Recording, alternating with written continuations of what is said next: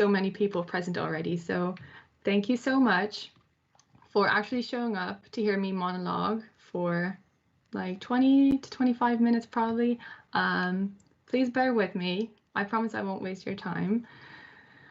As many of you may already know, the theme of the event is generation change. And I'd say all of the changes, and maybe even more so the feelings of uncertainty and chaos, are things that we all can relate to right now. Some parts of my speech are hopefully going to be inspirational. Some might be just a little bit depressing. Honestly, I went through one hell of a roller coaster when I was writing this, so I hope that you will too when you're listening to it. Some of you may know that when I ran for president, one of the things I wanted to direct a lot of my attention to was increasing diversity and inclusivity within IVSA.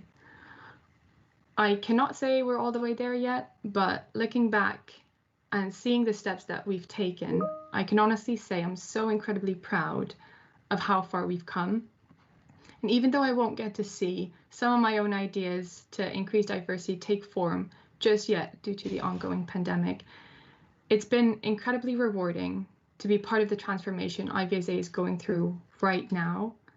IVSA has continued to turn amazing ideas into reality, to truly devote itself to its mission to grow as an organization. And we really have tried so hard to give back to you as a member after everything that you've given us. No matter how much I love in-person IVSA events, the diverse representation during an online event like this embodies what IVSA stands for so much more. No matter how much I would have enjoyed the beautiful beaches of Bali, right now, I get to experience something even more valuable. The fact that there's so many different cultures, ethnicities, and religions in one room, well, virtual room that is. So what I want to say is that this isn't a time to sob or to feel sorry for ourselves. This is a time where we get to fully embrace all of the different voices that can be heard right here, right now. We can now allow room for impactful opinions to be formed. I would like you all to realize that this truly is an exceptional situation we're in, and be grateful for it.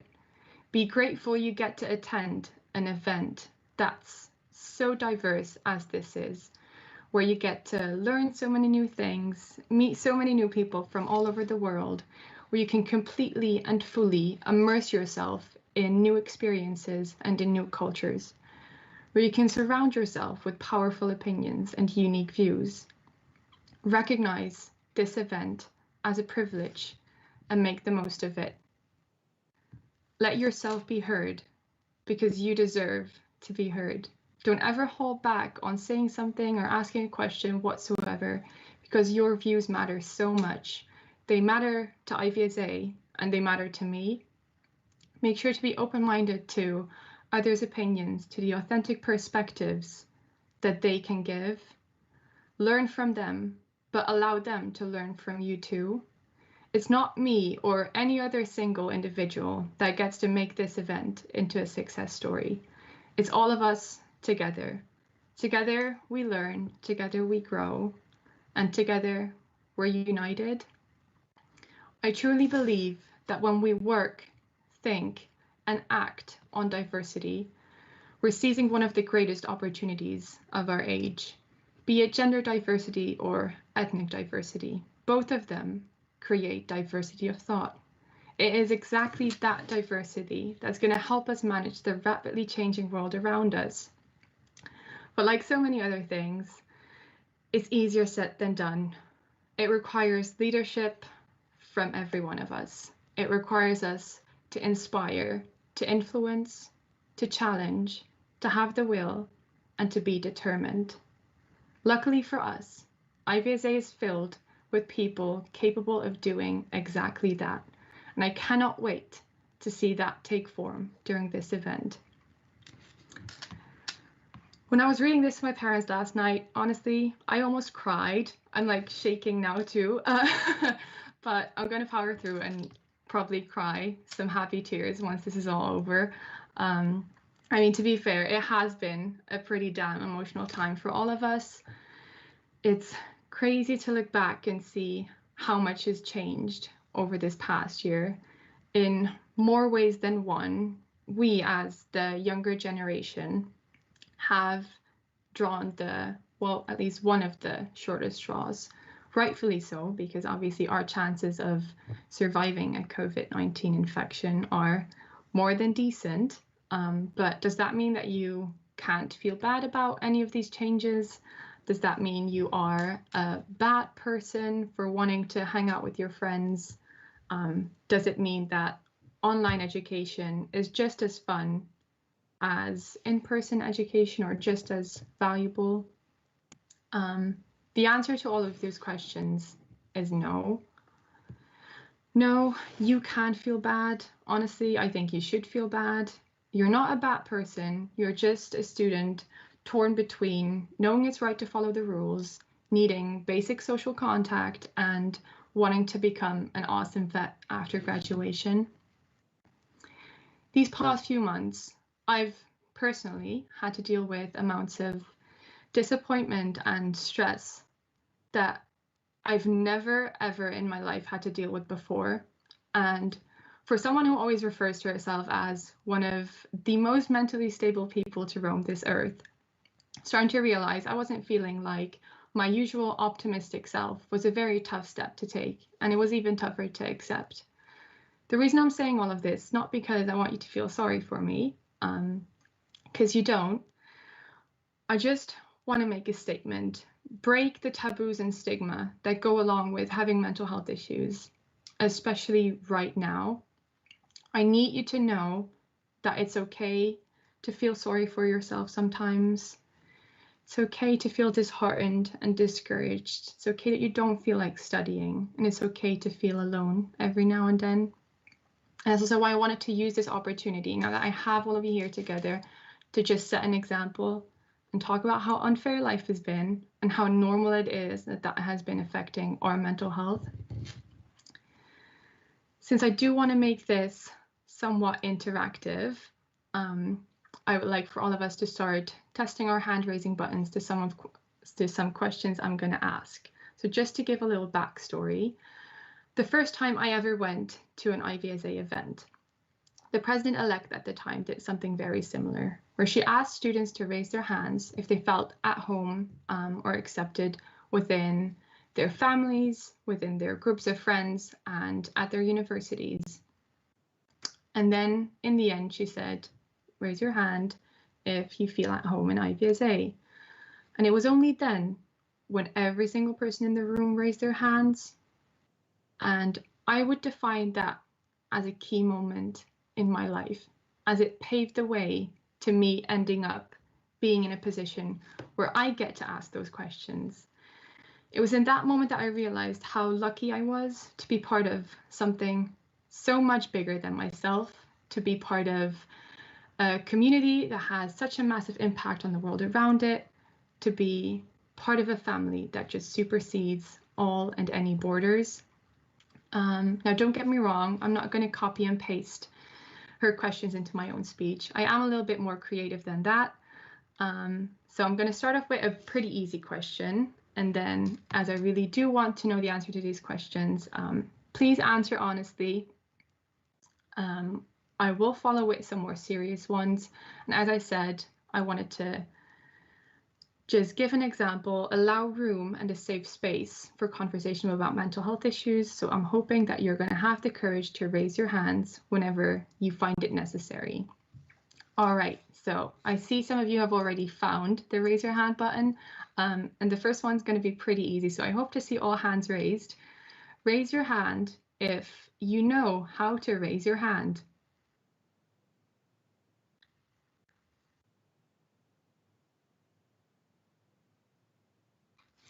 I'm also going to play, by the way. I'll also raise my hand. Just so you know, I'm also going to use this as a baseline for all of the next answers to be given. so I can see how many people are actually raising their hands. Oh my God, wow.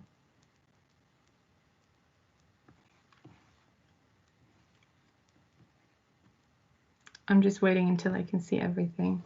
All right, awesome. Thanks, guys. I didn't expect I didn't expect people to actually participate, but it does mean a lot. And I haven't even gotten to the serious questions yet. All right, if you want to, you can just keep your hand raised and then lower them again if you don't agree with the question I've asked, just so you don't have to raise and lower again the entire time. All right, off to a bit more serious one.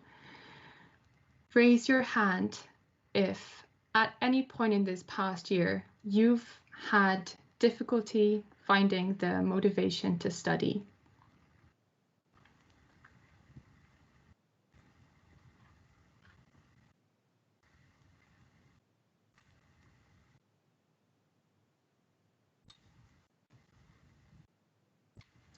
I'm seeing lots of hands that are staying up. So that means we've all been struggling with very similar things. Yeah. Sorry, also work for the alumni amongst us. Then raise your hand if during this pandemic you've felt alone at times.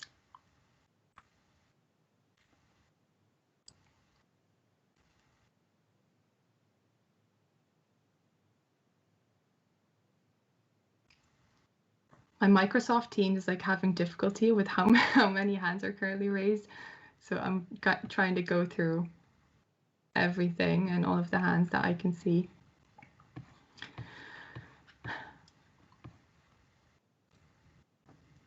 I mean, just looking at how many hands are raised right now, I think it is fair to say we've all felt alone at times, but you're not the only one that has been feeling alone, and I want you to realize that now.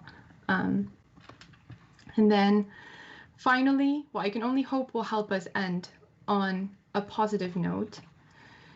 Raise your hand if IVSA, locally or internationally, has helped you through difficult times, either this year or in the past.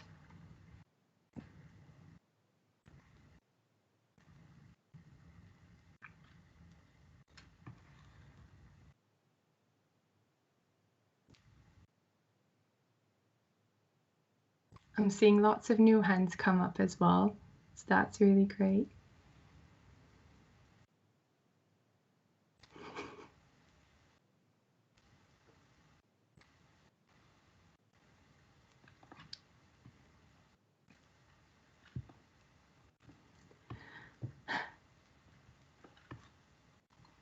Honestly, I'm just a little bit shocked right now.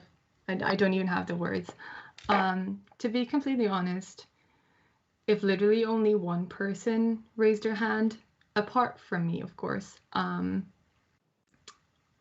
would have been happy, because even if IVSA would have made an impact on just one single individual, that would have been enough.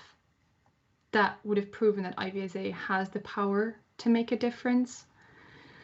Don't get me wrong, I'm happy so many of you feel the way that I feel. For me, there was this one thing that's helped me through some of my darkest moments these past couple of months. And that one thing is IVSA. And I'm so happy that IVSA has been able to serve that exact same purpose for so many of you. So I want to just call upon all of you, please continue to let IVSA be a place where you can talk openly about your feelings, where you can speak to people who are going through the same things, where you can share your culture, where you can become a better vet, and where you can make friends for life. Continue to let IVSA be a place where everyone, including you, can feel understood, where everyone, including you, can feel at home. To people that didn't raise their hands, obviously, if you have any specific ideas in which I can contribute more meaningfully, do just reach out to me. I'm always open to suggestions, and I would love to help IVSA be the beacon for you that it has been for me. And I know that there's so many of you, and there's only one of me, but please know that if you ever need someone to talk to, share your story with someone, or need advice, I am here for you. So reach out to me and I'm going to be there. And that's a promise, because you do not have to go through anything alone. Not when you're part of my extremely big and extremely beloved IVSA family. All right, well, that's been 2 emotional and mushy parts to my opening speech. So I'm going to go into my final part now, which is, I kid you not, just as corny as the previous 2. So brace yourselves as I have some final tear-jerking one-liners prepared for you, as they are my specialty. So as I said before, I cannot wait to see how impactful this event is going to be for me as a president, for you as a member, and for IVSA as an organization. However, what we need to realize is there's a bunch of people who've been working so incredibly hard for the past couple of months, and even harder in the past couple of days. And I want each and every one of you to recognize the efforts that have gone into shaping this event into its final form. Every single member of the online organizing committee, the online attendance committee, and even the organizing committee from IVSA Indonesia, all of them exemplify what IVSA truly stands for. IVSA has always created an environment in which individuals can develop themselves, in which they can mature, and in which over time they can excel. And this event is plain and simple proof of that excellence once more. IVSA continues to symbolize personal growth as much as every single individual responsible for this event symbolizes that exact same thing. I know I've been speaking for a long time already, and the last thing I want is for this to be all about me, no matter how much I enjoy being the center of attention. So I just want to use this moment to thank every single person in the online organizing committee. So thank you, Alexandra, Gadis, Nelson, Nadia, Dixia, Vivian, Anya, Lauren, Michalina, and Yuri. I want to thank every person in the online attendance committee for knowing how to handle technology whenever I didn't. So thank you, Ina, Lauren, Adinda, and Daniel. Without them, this event would not be possible. They've spent hours on end just so you could learn, just so you could meet new people, so your voice can be heard. I cannot express into words how much every single one of them inspires me. They embody the true spirit of IVSA, and that's something we can all look up to. Now, last but definitely not least, my dearest executive committee and all other IVSA officials, I have not forgotten you. I would never. I know this hasn't been the easiest first half of the term for any of us. We've been hit by one disappointment after another, but we continue to stand tall. Many others would have given up already. But we've overcome obstacle after obstacle. We've dealt with every single curveball that has come our way, but we've come out on top. I know this year has not been what you expected it to be. It sure as hell hasn't been for me, but the fact is, you've persevered through it all. You've kept going, and that's such an incredibly admirable thing. I'm so proud of you all as individuals, but I'm even prouder of all of us together as a team. If anything, these past 6 months have proven us that we can get through anything as long as we're together. I cannot wait to move so many more mountains with you in the months to come. Words cannot express how honored I am to be your president. And that was it. Thank you all for listening, for participating, and for being honest. It really does mean the world to me. Now, I hope you're all going to enjoy all of the amazing workshops and lectures that we have planned for you. And maybe you'll be in my breakout room in the cute icebreaker that they have planned for us, and then I'll get to meet all of you in person as well. Thank you so much. Mwah.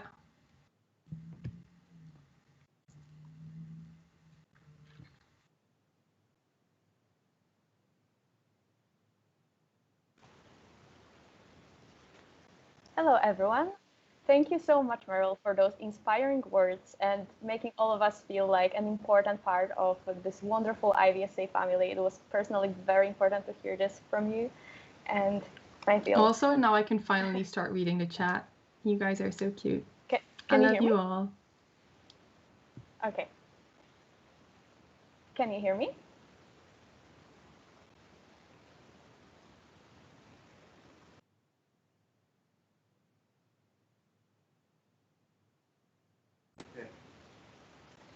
All right, I'm sorry, guys. There have been some technical difficulties, but I think everyone can properly hear me now. So thank you, Merel, once again, for all your inspiring words and making us feel like an important part of this wonderful IVSA family. Hello, everyone. I'm Anna Tiszkiewicz from the Online Organizing Committee, and I would like to warmly welcome all of you once again to our 69 IVSA Symposium Online Special General Assembly. And even though we couldn't meet in person, it makes me so happy to see such a big and diverse group of our members being so excited for all the activities that we have planned for you. So let us start with an icebreaker so we can get to know each other a little better. But before that, I would like to have a short announcement. We have created a Facebook group. Most of you are probably already part of the Facebook group, but if you are not part yet, please join it. And this group was created for networking purposes, and we will be very happy if you will be using it throughout the entire event and also between the two weekends. Please share your thoughts from our lectures and workshops, or simply post fun facts about your country. We will be very, very glad to see you participating. And also, please make sure to join the delegates WhatsApp chats because we will use this for very important announcements throughout the event. And if you have any further questions or concerns, do not hesitate to contact us on oc.ivsa.org. Send us an email, and we will gladly assist you with every problems or questions that you may have. So let us go to the icebreaker activity. Soon you will be divided to breakout rooms. And this will be small groups, and you will be asked to do some short, fun tasks to get to know each other a little better. And so we will also send you an announcement in the Zoom. So please have a look at this announcement, and then you will get detailed instructions what to do in each breakout room. You will be there for 6 minutes to do the fun activity task, and then you will be mixed up and divided again to breakout rooms so you can get to know a little bigger number of delegates. So enjoy, have fun, guys, and now let's wait for you to be divided in the breakout rooms.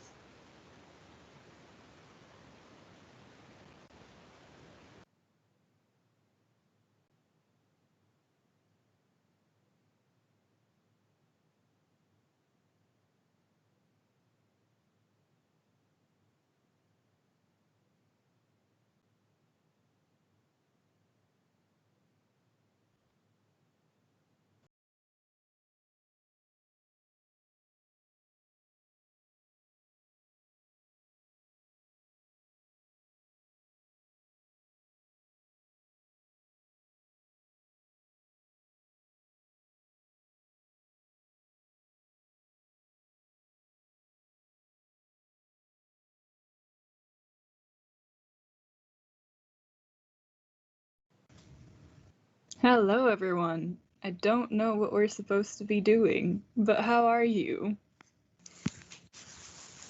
Hi, Laura. I'm fine, thanks.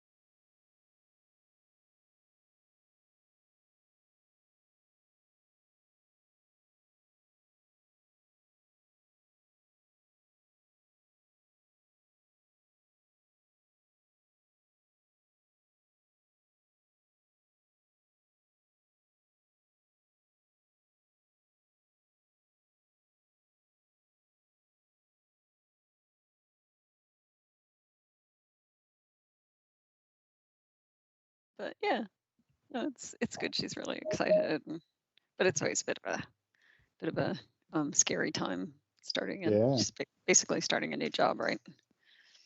And there's not much COVID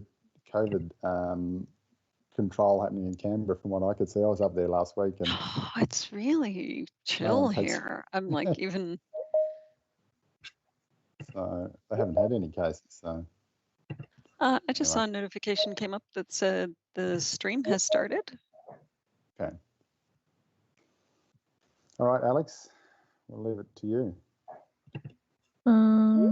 We are accepting people from the lobby now.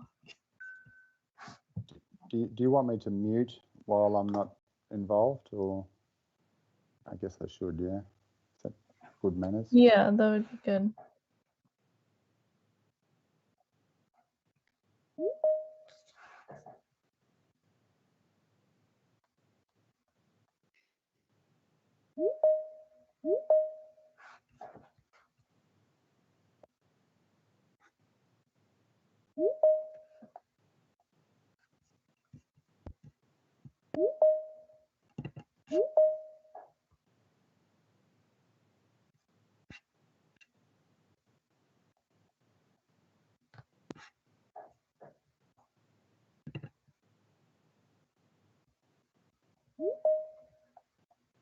Alex, will you be introducing the session, or should I just go ahead and start?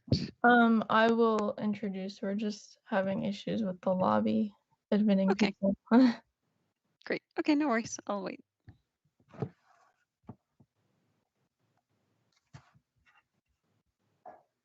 Looks like it's going now, so give it like another minute or two. Sure.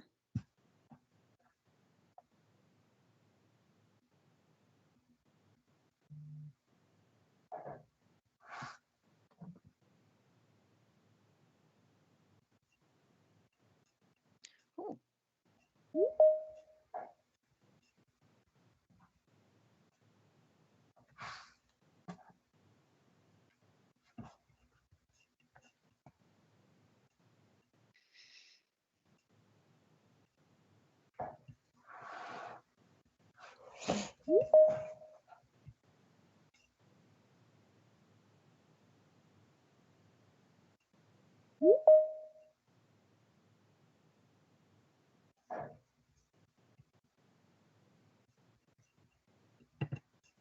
Okay, looks like everyone's out of the lobby almost. We can go ahead and get started so we don't get too delayed.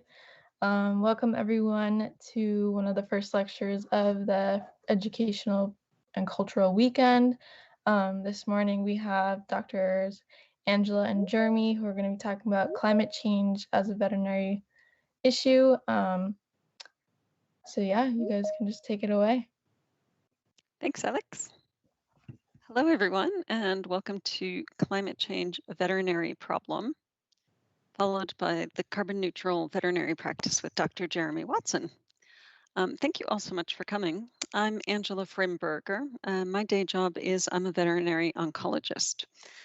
First, because I'm in Australia, I want to acknowledge Australia's First Peoples and that I live and work on beer pie country, to pay my respect to all Aboriginal elders, past and present, and extend that respect to all Aboriginal people. You can use the chat function to log any questions, but other than urgent clarification, Jeremy and I will answer questions and hold discussion at the end of our two-part presentation rather than stopping during the presentation. There are many points of possible fascinating digression in this topic, and we want to ensure that we deliver some key information to you in the time available. I'm going to include a few questions for you during the presentation, and each one of those will last about 1 minute. You can interact with those questions in the chat function. And Alex, if you want to read out any of the answers, that's great. Or for those of you, anyone who does not want to interact in the chat function, that's no problem. You can use the questions privately, jotting answers down, or just thinking about them to yourself. This image is the iconic blue marble. It was taken during Apollo 17 in December 1972.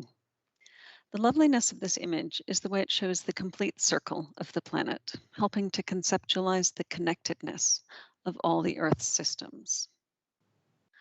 Although we face many important problems in today's complex world, I personally put my volunteer efforts into climate change because it affects every other issue.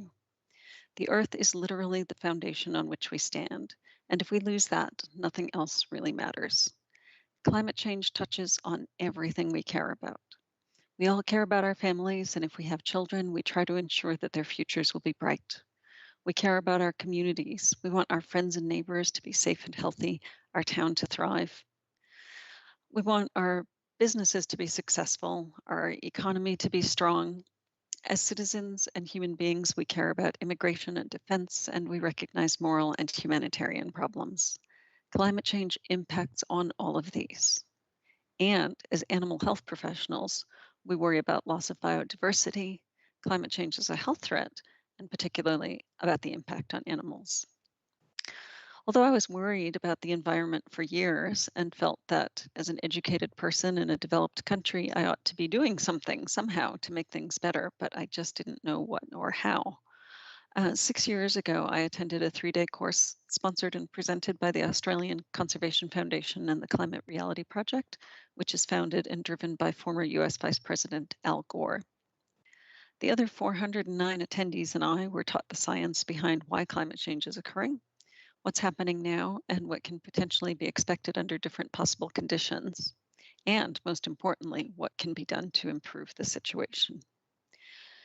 The main purpose behind the Climate Reality Project is to teach people how to educate others about climate change, so I learned how to speak up and reach out about this important subject. It's been quite a journey, and I thank you for being part of it. Now it's time for my first 2 questions. This is a little pre-test, and we'll repeat the same 2 questions at the end of the presentation, so you can see if your answers have changed. So you can enter your answers in the chat, as I said, or keep a note to yourself that might be interesting for you later. The first question is about knowledge, and the second question is about feelings. So first question is, how knowledgeable do you feel about climate change? A, reasonably. A, very. B, reasonably. C, a bit. Or D, blank slate. We'll take a few seconds for everyone to note their answers.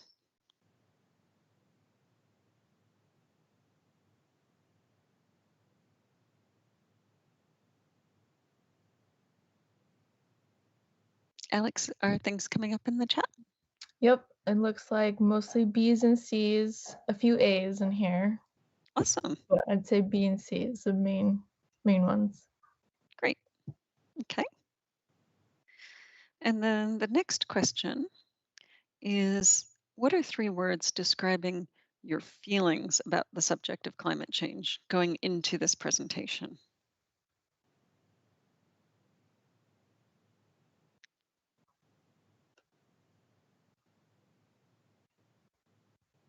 Someone said Louisiana coastal flooding. That's 3 words. Someone else said should be concerned.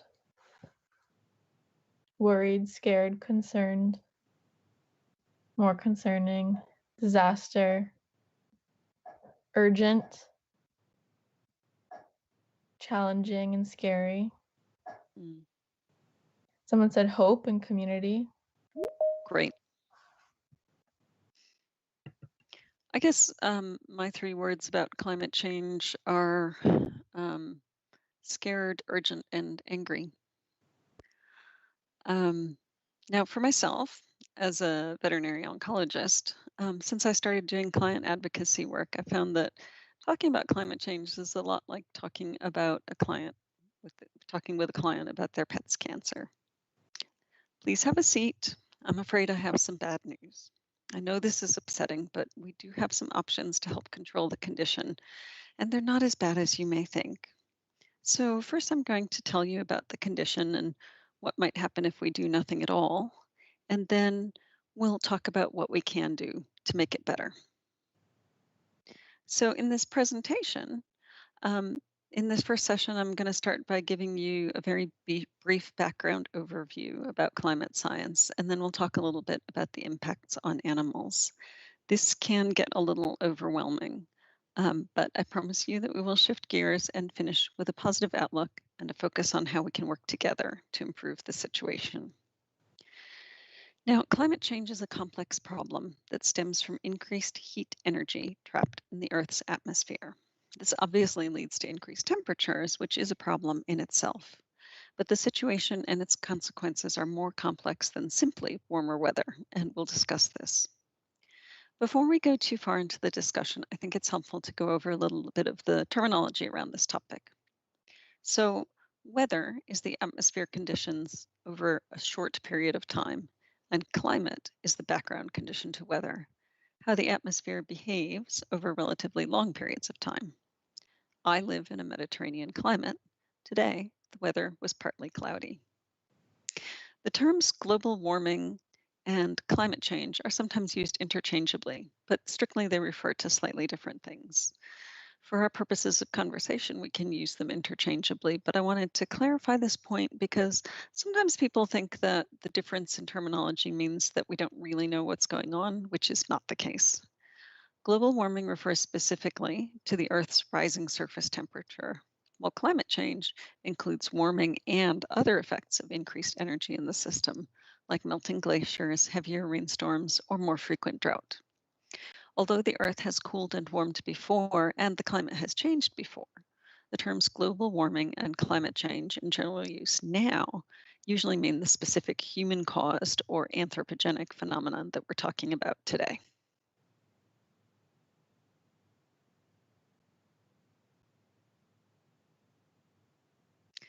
It's also important to be clear right up front that the science on the main points surrounding climate change really is settled. It's not a question of belief. The bottom line facts of climate change have been in place for decades now. And in 2016, the Bulletin of Science, Technology, and Society reported that the consensus on AGW among publishing scientists is verging on unanimity. Like any science, knowledge is still growing, and there's much still to learn. But the remaining questions about the science of climate change are not whether or not it is real, happening now, serious, important, or urgent. If anything, empirically observed changes are now outstripping predictions, not the other way around. Globally, 19 of the 20 hottest years ever measured with instruments have been since 2001, and the other one was 1998. The 5 hottest years of all have been the last 5 years. And the latest data shows that, the latest data shows that 2020 tied with 2016 for first place. Dubious honor. Here in Australia, where I live, the Australian summer of 2018 to 2019 set new records all over the place. Hottest summer on record in Western Australia, Northern Territory, ACT, New South Wales, and Victoria. Driest January in Tasmania, 43 consecutive days above 40 in Queensland, and the list goes on. And then January 2020 set new records again, with Canberra setting a new all-time record of 44 degrees, just to name one. And it's not just here, of course. Surface temperatures have risen significantly globally. But how can this be true when we can walk outdoors and on some days our senses tell us it's cooler than expected? It's a matter of likelihoods. Every day, the temperature is either average, cooler than average, or warmer than average. What has happened is that compared to weather records in the past, we do still have cooler than average days, just fewer of them, and we have more days that are warmer than average and more days that are hot. These next few slides illustrate this. Just going to put my pointer on. So here, the first slide shows the global summer temperature distribution during the 3 decades, 1951 to 1980. You can see a nice bell-shaped normal distribution curve, and this serves as the baseline. Here, we see the temperature distribution in the 1980s compared to the baseline set in the preceding 3 decades. And as you can see, the bell-shaped curve is still there, but it's just shifted over to the right and we're starting to see occasional extremely hot days. This shows the temperature distribution for the 1990s compared to the same baseline. You can see the curve continues to shift further to the right. And in the first decade of this century, we see the curve shifting even further to the right, with more warmer than average days now than average days, and extremely hot days becoming increasingly common. But we do still see cooler than average days, and this is why occasional cooler than expected weather doesn't disprove the science of climate change. Why is this happening? As you probably know, it's caused by the accumulation of greenhouse gases in our atmosphere. And while carbon dioxide, or CO2, is certainly not the only culprit, it is a major player. CO2 is now commonly referred to as just carbon, although chemically what we're talking about, of course, is not the element carbon, but rather the compound carbon dioxide. But a planet is really big. How can human activity possibly significantly alter it?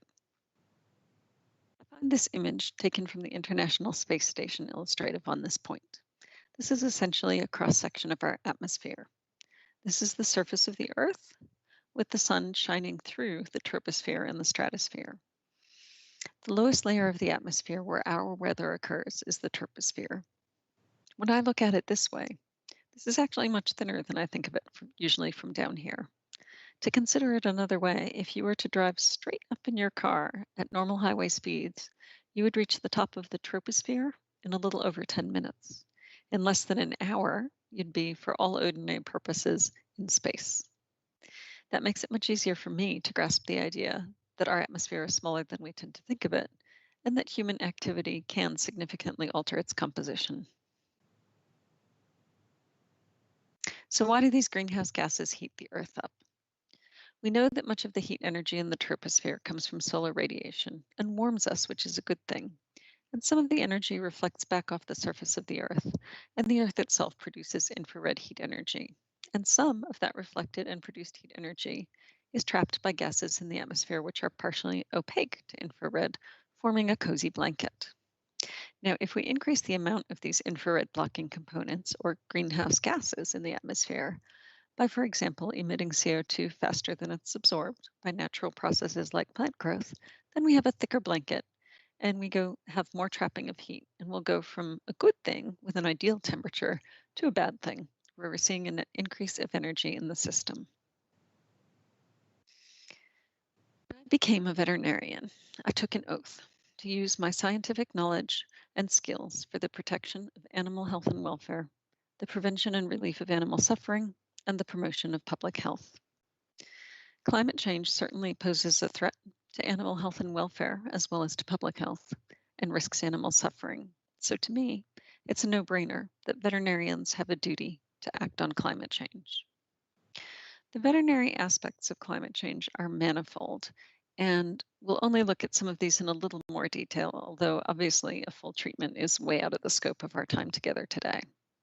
So again, there's an obvious risk of suffering to wild animal species whose habitat is changing faster or farther than the species can adjust with it, or that's exposed to flood or bushfire. Now, climate change is not a cause of either flood or bushfire per se, but the frequency and severity of both types of events is increased by climate change. Here are just a few examples from among our native iconic Australian species. So koalas and platypus are vulnerable to heat stress, and neither animal is able to extend its range substantially or to an adequate level to adjust to increased temperatures. Koalas also lose out because hot weather reduces the moisture content and nutritional quality of the eucalyptus leaves that they rely on. And when they travel in search of better food choices or relief from hot weather, they become vulnerable to predators and car trauma. There's also a risk of overt suffering to domestic animals, both pet domestic animals and production animals, in heat waves, flood, and bushfire. It's estimated that 3 billion wild vertebrates were killed or displaced, plus another 60 to 100,000 sheep and cattle killed in Australia's bushfires last summer. There are also less immediate threats to animal health and welfare, and these overlap with threats to public health. For the most part, these center on infectious disease and food production.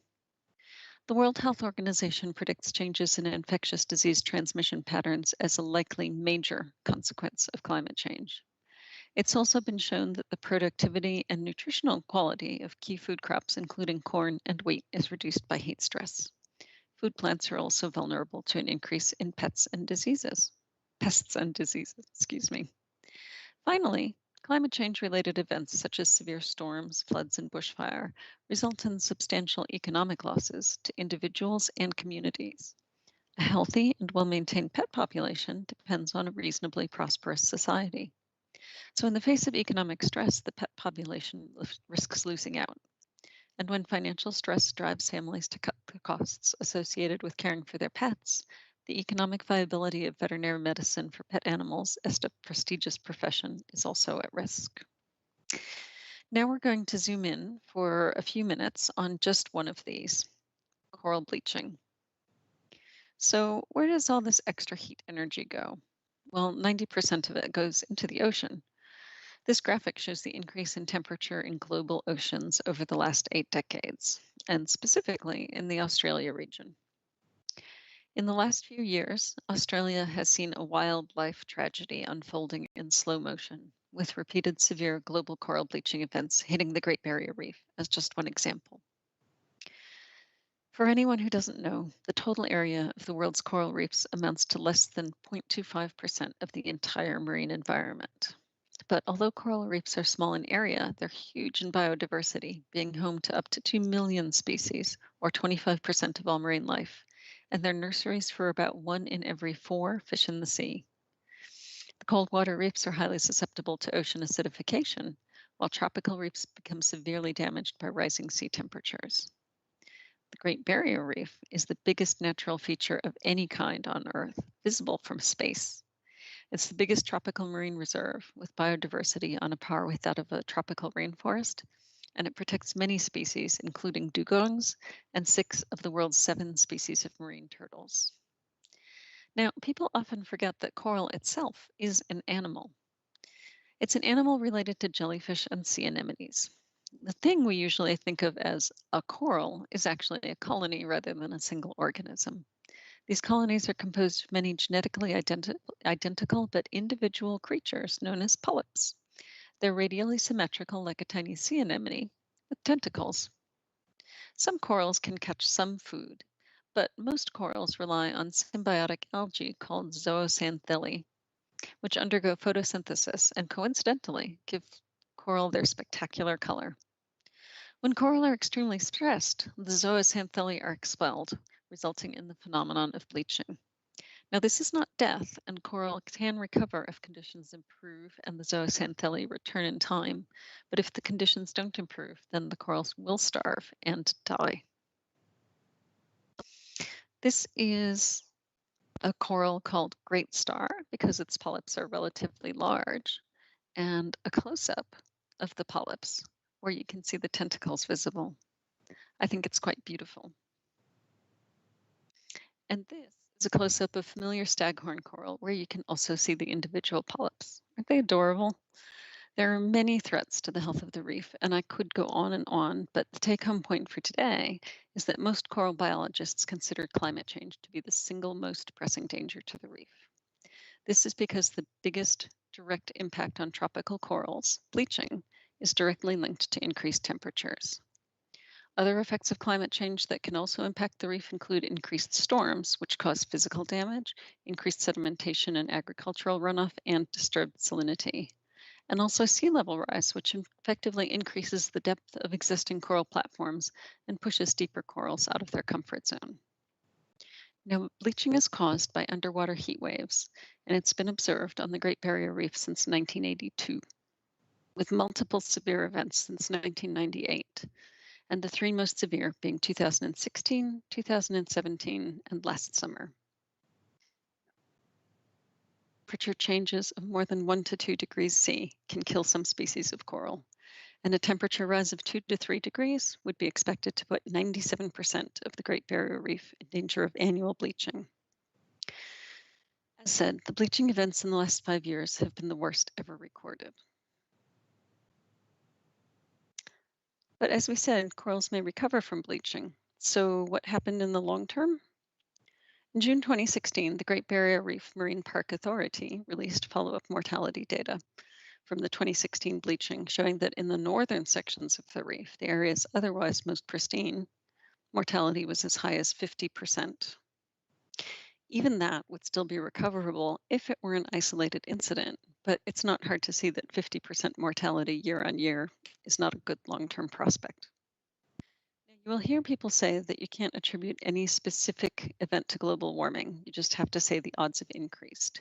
But attribution science is growing quickly, and we can now say that every storm is different. All storms are different because the huge amount of energy added to the system, the huge amount of water vapor.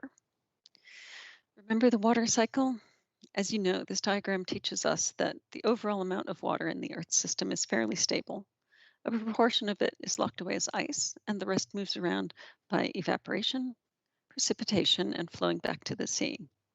Well, when we increase the amount of energy in the system, it pumps up the whole water cycle, as well as adding more liquid water to the system by unlocking previously frozen water that wasn't cycling. So increased evaporation leads to increased water vapor in the atmosphere, so that when it does rain, it rains bigger. Extreme precipitation events have produced more rain and become more common since the 1950s in many regions around the world, leading to these apocalyptic-looking storms, colloquially known as rain bombs. Microbursts or supercell storms are 4 times more common now globally than they were in 1980. Here in Australia, the flooding in February 2019 in Queensland resulted in a $1.7 billion loss to the Australian economy, a year's worth of rain in 1 week. And in these floods, 500,000 cattle were killed. Now, sometimes people wonder how global warming can be blamed for causing more precipitation and at the same time, more drought. The extra heat that's being trapped actually leads to both. And as the climate changes, precipitation patterns also change, leaving some places with less rainfall than before, and long-established, relatively predictable annual patterns starting to deteriorate and becoming less predictable. Now, as hard as it is at first to imagine that drought and floods could be caused by the same problem, it's even harder initially to make the leap from flood to fire. But actually, we know that when fires occur, their severity depends on the preceding weather conditions. So when we have hotter, drier conditions, fires that do occur will be more severe and harder to control. And this was my backyard last summer and afterwards. Climate change threatens not only the health and welfare of individual animals, but also whole species. And along with other factors such as ecosystem loss, it's contributing to the worst extinction event since the extinction of the dinosaurs 65 million years ago. Led by this modest-looking little guy, the brambleKey melomys, or mosaic-tailed rat, declared extinct sometime between 2015 and 2019.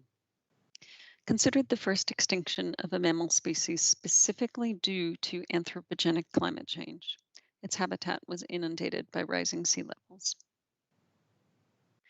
But even people who don't value nature inherently need to recognize that humans are part of an ecosystem, and we will not go very far without a functioning biosphere.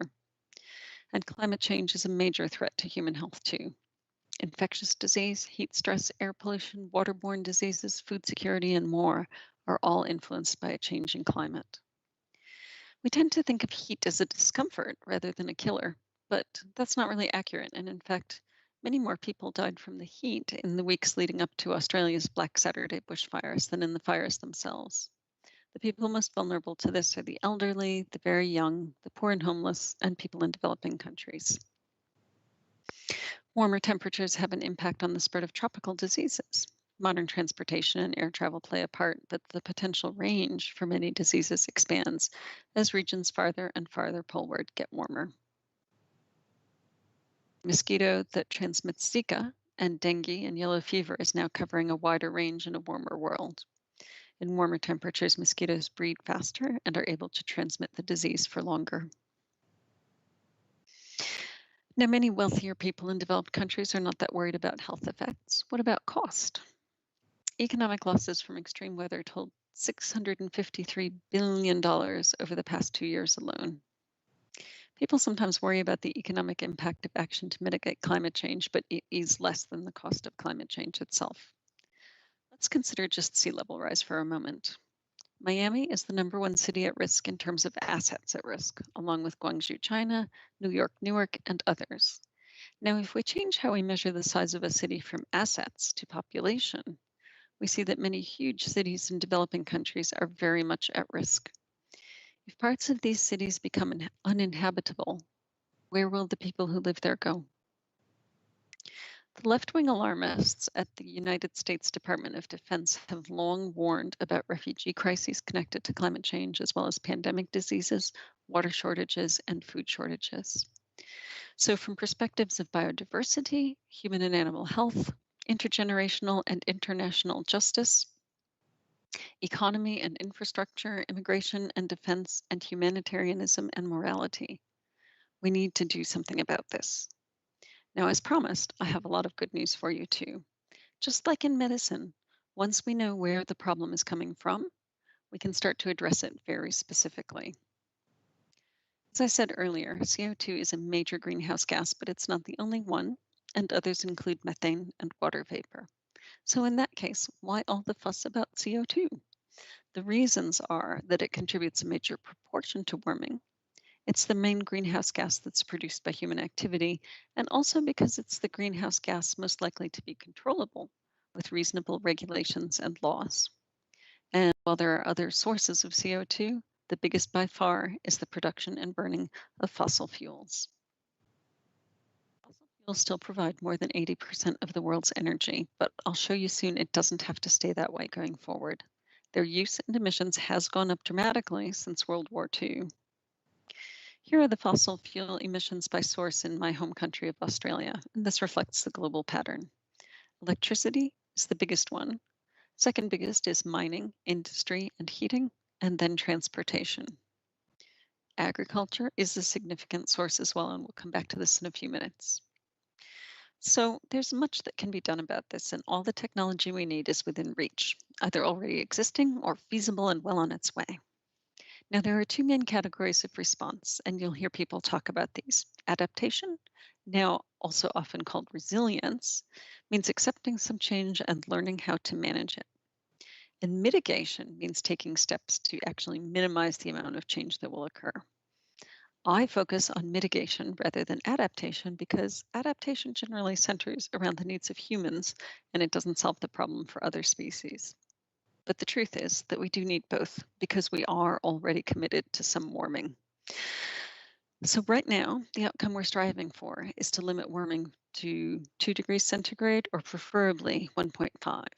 Now, 1.5 degrees doesn't sound like a lot, but as a global average, that is quite a lot of energy in the system. And remember that 1.5 degrees makes the difference between ice and water, or between you feeling well or in bed with a fever. Now, this gives rise to the idea of a carbon budget based on scientific estimates of how much more CO2 can probably safely be emitted without exceeding this threshold. Another term you may have heard is drawdown. This is where we move past just stopping making it worse and actually start making it better, literally drawing CO2 out of the atmosphere. Now, mitigation efforts in the past have emphasized individuals and businesses minimizing their personal carbon footprint, switching off lights, using recycled paper products, and far, far more, which Jeremy will tell you about in the next session. And that's important, and it should continue. But in the face of industrial scale extraction and emissions, a big push has to come from government, industry, and finance, and that's starting to happen. Now, this is a global problem, and so the United Nations process, the UNFCCC, is key. Last December, the UN's Climate Ambition Summit resulted in a call for individual countries to declare climate emergency and take more urgent action. Another key is money. The finance sector is progressing very quickly, recognizing the economic risks of climate change and old technologies. Many scientific and financial experts now agree that doing nothing about climate change is already becoming more costly than doing something, and that moreover, a change will be win-win. The equation is no longer the environment versus the economy. That's old thinking. Now it's the economy and the environment, both on the same side versus old thinking. We're starting to hear leading figures in businesses saying things like, if we act on climate change, we'll have more productivity, better health, and the world will be altogether better. Acting on it brings us all kinds of good things, jobs, livelihoods, and profits. Many financial institutions have announced they're not going to finance this anymore. RE100 initiative has partnered with 230 major global corporations committed to source 100% of their electricity from renewable sources by 2050 at the latest. The Powering Past Coal Alliance is a group of national and subnational governments, businesses, and organizations committed to accelerating the transition from coal to clean energy, whose 97 members currently include more than 30 countries and 27 subnational governments. Now, Australia's national federal government is not on this list, but many of yours are, and many of Australia's large cities, including Sydney, Melbourne, and Canberra, have joined that commitment. And here's another important solution, reforestation. By removing CO2 from the air through photosynthesis, forests function as terrestrial carbon sinks. The 1T.org project aims to unite and accelerate reforestation initiatives around the world. Now, as I mentioned before, agriculture is a significant greenhouse gas emitter after fossil fuel use. But agriculture is also a potential hero of this story by being one of the most practical sources of CO2 drawdown. Regenerative agriculture is a huge topic, and I feel bad reducing it to one slide.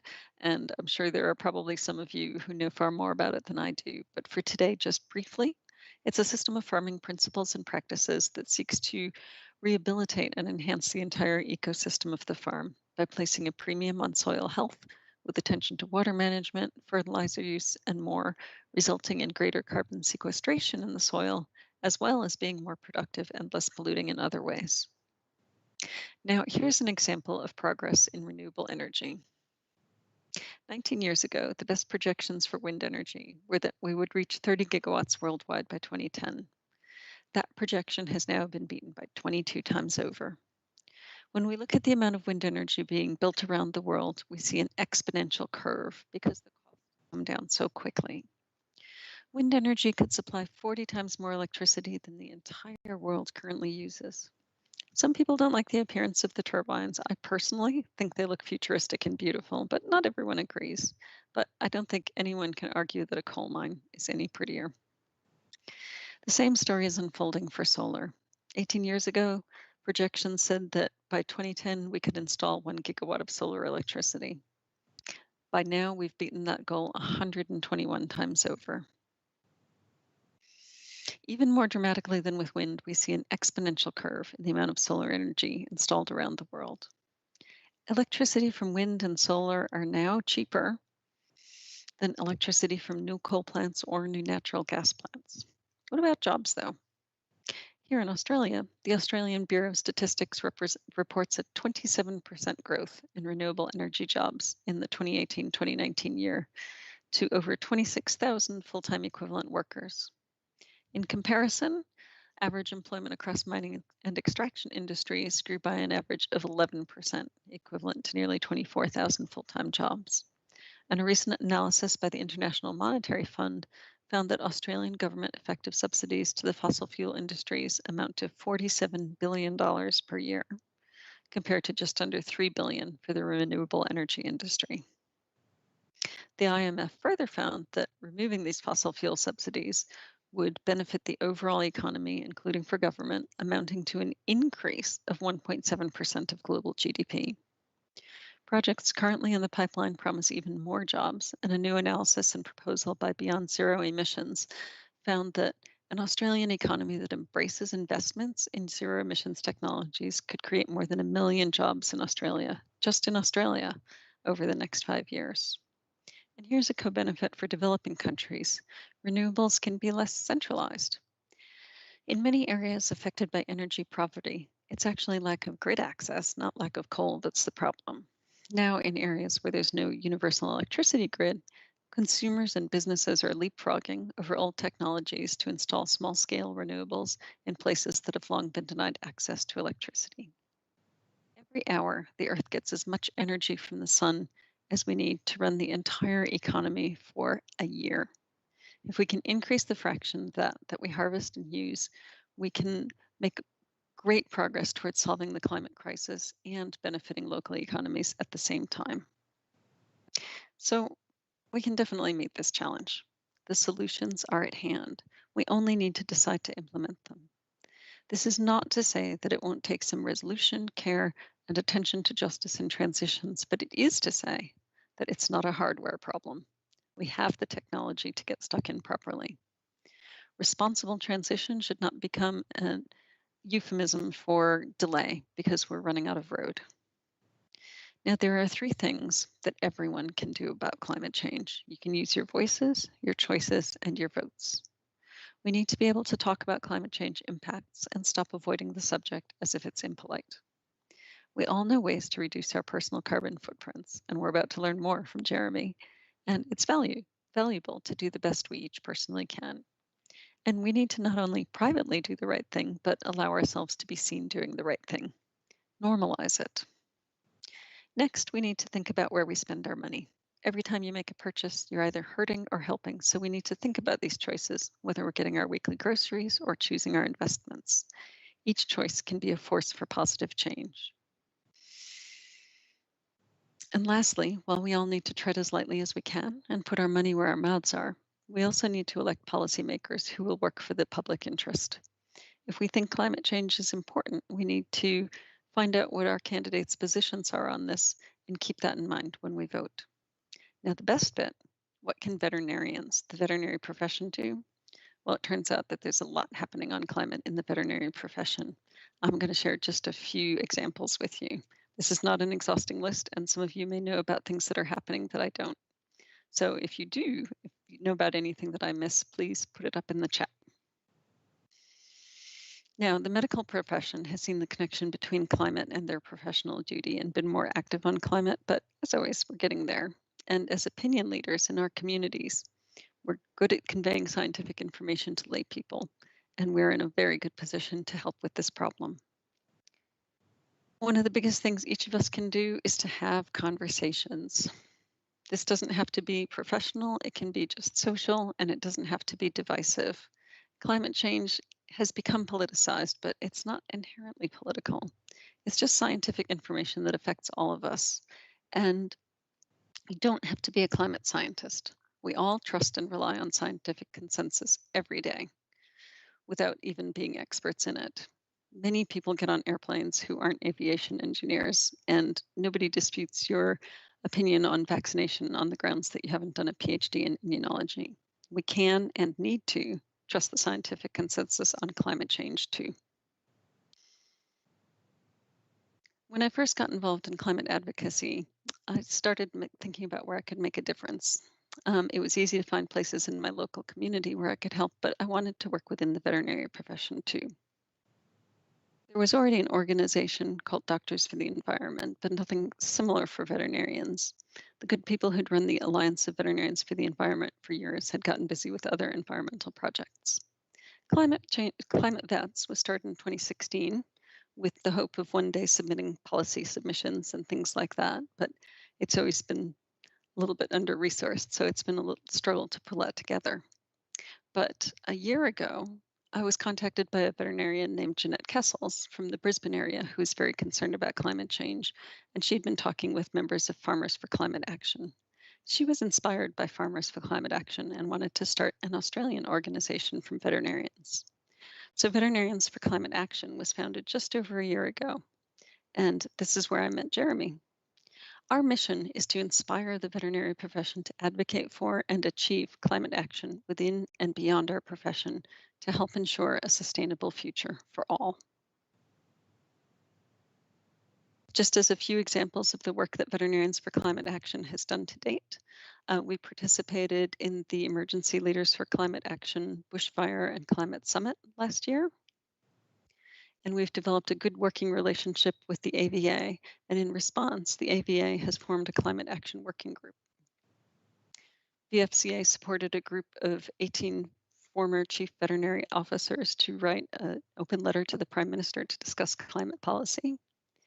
And VFCA's webinar series has produced a number of excellent recordings, and Jeremy is going to tell you all about the Climate Smart program that VFCA is developing for veterinary practices. There, I will pass the presentation over to Jeremy, and I will see you at the end of Jeremy's presentation for any questions. Thank you very much for your attention.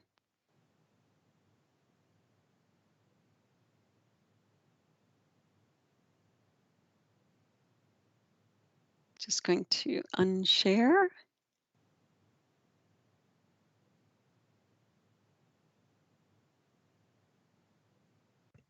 Awesome. Thank you so much for that great presentation. I know I learned a lot. I'm sure a lot of people did.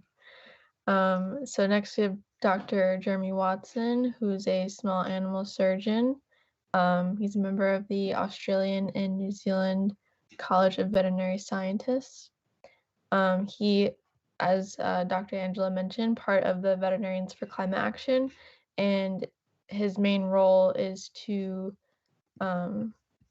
amplify the role that us as veterinary professionals will play in motivating our community to take action and help with these issues. So can take it away, Dr. Jeremy.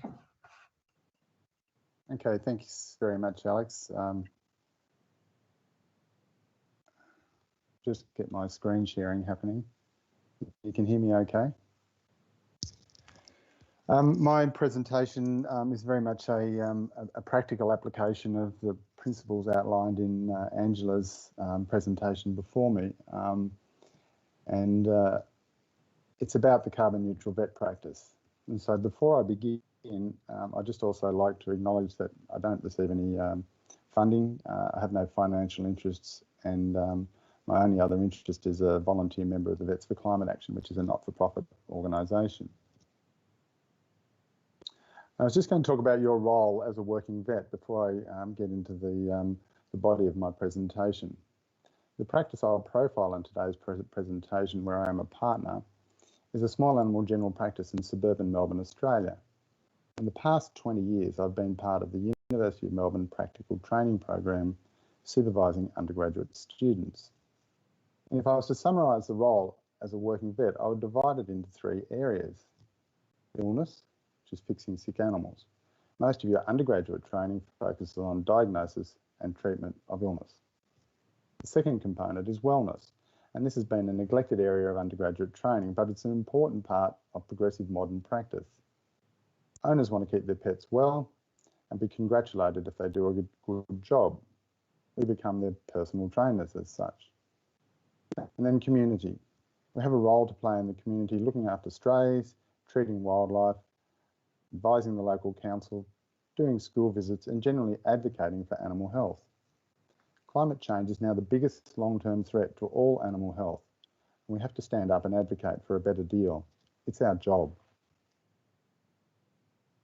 And so here's a brief summary of my presentation today. We'll look at the practice where I'm a partner, which is the Brimbank Vet Clinic, and how we have benefited by working towards being carbon neutral.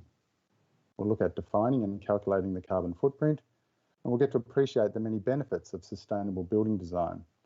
We'll also look at how sustainable practices can be implemented in any practice through a program being developed by the Vets for Climate Action. And finally, we look at the wider role of the carbon neutral vet practice in the community. So the Brimbank Vet Clinic is a small animal practice in northwest suburban Melbourne, Australia, and was established in 1998. And the practice has grown steadily, and in 2011 we had the opportunity to build a new building featuring the best in environmental design. And in developing our practice, we went through a process of defining who we are and what we do. Essentially, what is our workplace culture? When we started, we undertook a branding exercise and we came up with best care for pets and people. So pet care is about caring for pets and owners. But in recent times, it's become clear that caring for the environment in which the pets and owners live is now an essential part of that equation. We recently updated our website to highlight the connection between caring for pets and caring for our planet. We can no longer just assume the environment is some fixed constant beyond our influence. Carbon pollution is the #1 environmental threat to the future of animals, and we need to look and see how we can do something about it. And so what is all the urgency we are hearing about net zero by 2050? As Angela has shown, the science is now clear, and we need to get the world to net zero carbon emissions by 2050 to avert the catastrophic impacts of climate change. And if anyone is interested in a quick summary of where the science is at, then I would recommend you visit the Vets for Climate Action website and watch a video presentation by Professor Mark Howden from the Australian National University. It's clear that the time for action is running out. The term carbon neutral, as Angela has pointed out, is now widespread in the mainstream media, particularly among big business. And I believe small business will benefit by embracing carbon neutral as well. And over time, the term carbon neutral will become the new normal. And there are a number of established accreditation schemes for vet clinics, and they primarily serve to provide a better standard of care, but they also serve as a significant team building exercise and help to build client loyalty by demonstrating your practice commitment to higher standards of care. And the Vets for Climate Action Climate Smart program is being developed now and aims to reduce your practice carbon footprint, embrace a culture of sustainability, and unite your team to demonstrate the connection between climate care and animal care. So firstly, we need to define, well, what does carbon neutral mean? And as you can see here, it means the activities of your business produce a net zero emission of carbon dioxide. And essentially this can be achieved in two ways. Either you can reduce your emissions by doing things such as changing habits, installing more efficient appliances, making your building more energy efficient, or using new technologies. You can also offset your emissions by purchasing carbon credits. And this can be done in two ways. Indirectly, for example, by ticking the carbon offset box when purchasing an airline flight, or by changing to a carbon neutral electricity supplier. Alternatively, you can directly purchase carbon credits, for example, by investing in a land revegetation scheme. So clearly it's better not to produce the emissions in the first place. However, the complexity of business, technology and sociology means that offsetting emissions is sometimes the most practical way forward for now.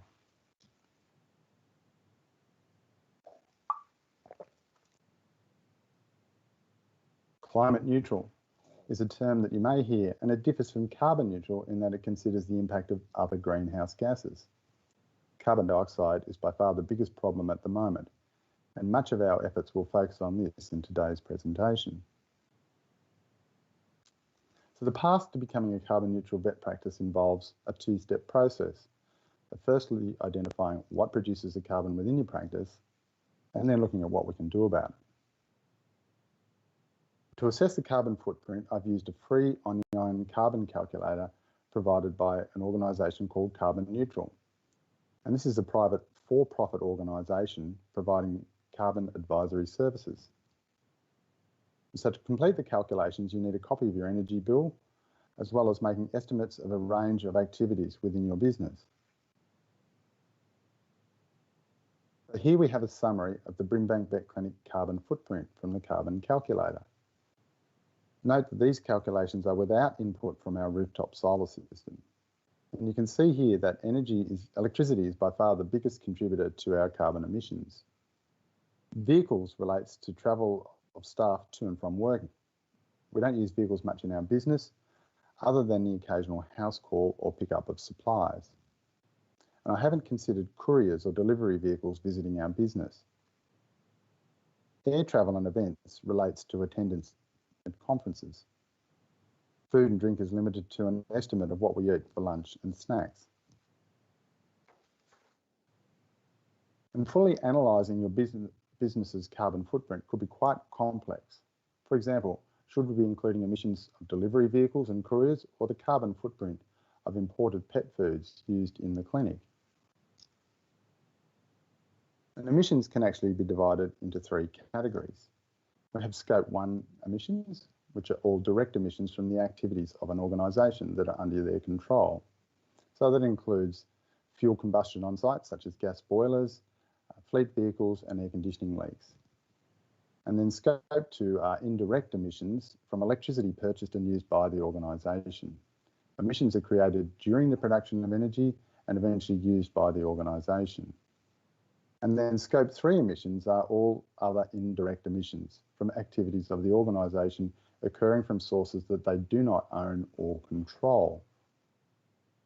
These are usually the greatest share of the carbon footprint in many businesses, covering emissions associated with business travel, procurement, waste and water. And there are specialist consulting services that can analyse your carbon footprint in detail. However, I think that's beyond the scope of today's presentation. For the purposes of today's presentation, I've simplified our analysis and focused on the main areas as identified on our carbon calculator.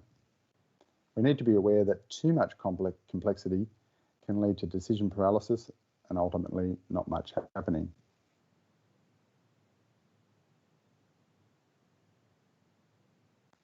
Options to reduce our carbon footprint. Essentially, there's two broad ways we can try and reduce our carbon footprint. One is to build a new building incorporating sustainable design features. Unfortunately, we had this opportunity at the Brimbank Vet Clinic in 2011. The building cost a little more, but the long-term benefits far outweigh these costs. And I do appreciate that this option is only available to a few clinics, but it does offer huge advantages if done well. The other way is to look at the team, the systems and the equipment used in the building.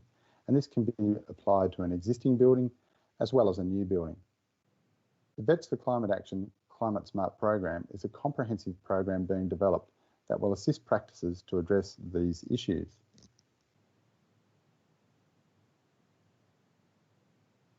So I'll first discuss the ways in which innovative building design can help reduce the carbon footprint of vet clinics. So you can see here that building a new building can have logistical challenges. And you can see here our old building in 2011 at the front with the new building being constructed at the back. And eventually we had to demolish this building and move into the building at the back and construct a car park at the front. And so there were a few weeks when most people thought we weren't open, but we actually were able to access the building by the side. So eventually we have the finished product down here.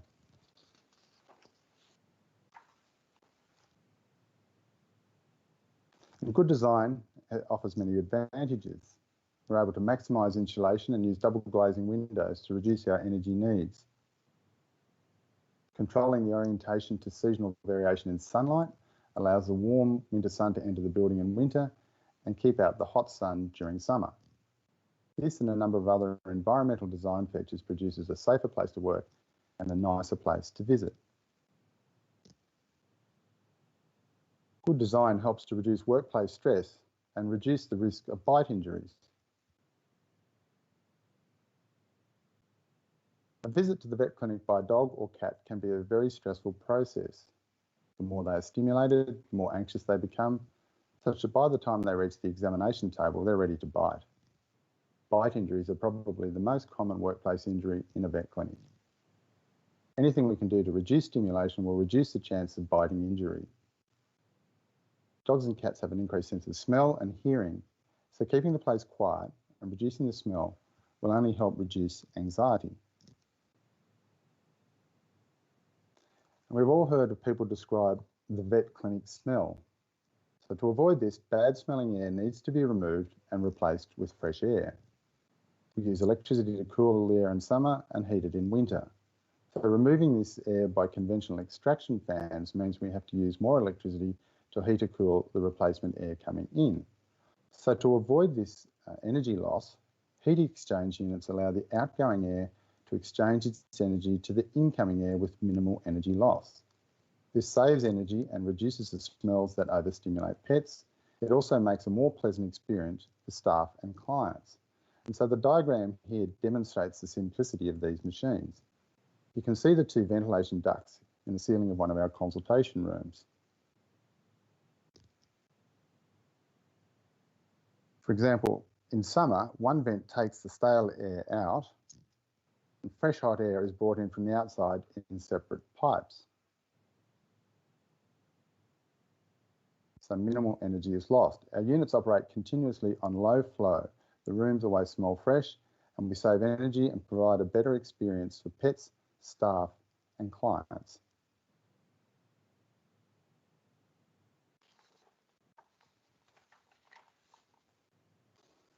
We really wanted to avoid small consultation rooms with low ceilings and no natural light. All our internal consultation rooms have high-up windows to bring in the natural light. By also having high-up windows on both sides of the consultation rooms, it's possible to bring in the winter light all the way through to the waiting room. And you can see here, these are the consultation rooms with the windows high up and on either side, and allow the winter light to come all the way through here into the waiting room. We also have sound absorbing material on the ceilings, and special acoustic pin-up board is used around the walls to help absorb the sound. And this is the sound absorbent materials here, and also you can see inside the rooms as well, and then the special sound absorbent material on the ceiling. We reduce noise and limit harsh artificial lighting to reduce overstimulation of visiting pets. We've all heard of the mental health benefits of exposure to natural light, especially in winter. For example, we know you need good light in the operating theatre, so we have oriented our theatre to receive the maximum winter sun. We also have floor-to-ceiling internal glass walls, which bring lots of natural light into the work area. And here you can see one of our vets doing his surgery, bathed in winter sunshine. Internal glass walls also allow us for good visual communication when we are busy. So we have 5 internal consultation rooms across the centre of our building, all with windows oriented to the winter sun. Clients are often anxious when bringing their pets to the vet, so the last thing we want is to have them wait in a windowless room with poor ventilation. And here you can see the winter sun flooding into one of our consultation rooms.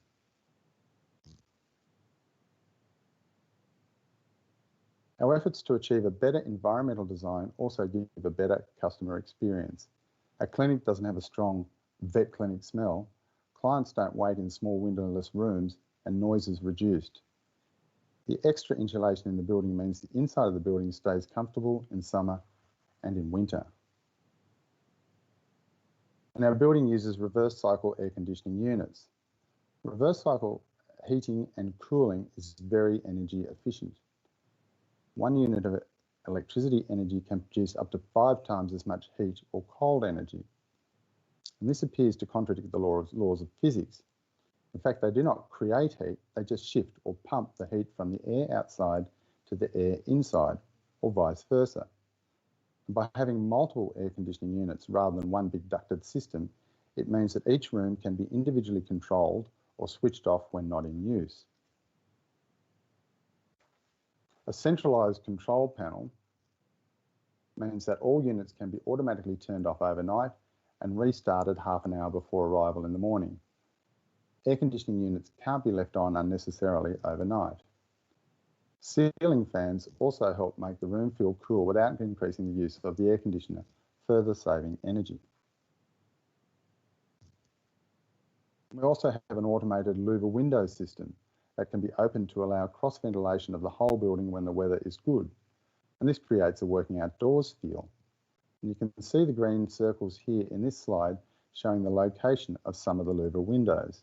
And we can see here in this consultation room, there's louver windows here and also here on an automated arm. And this can be opened at the same time as this one at the front of the building is open to create a whole flow-through ventilation. In summary, good design not only saves energy, but makes for a better working environment.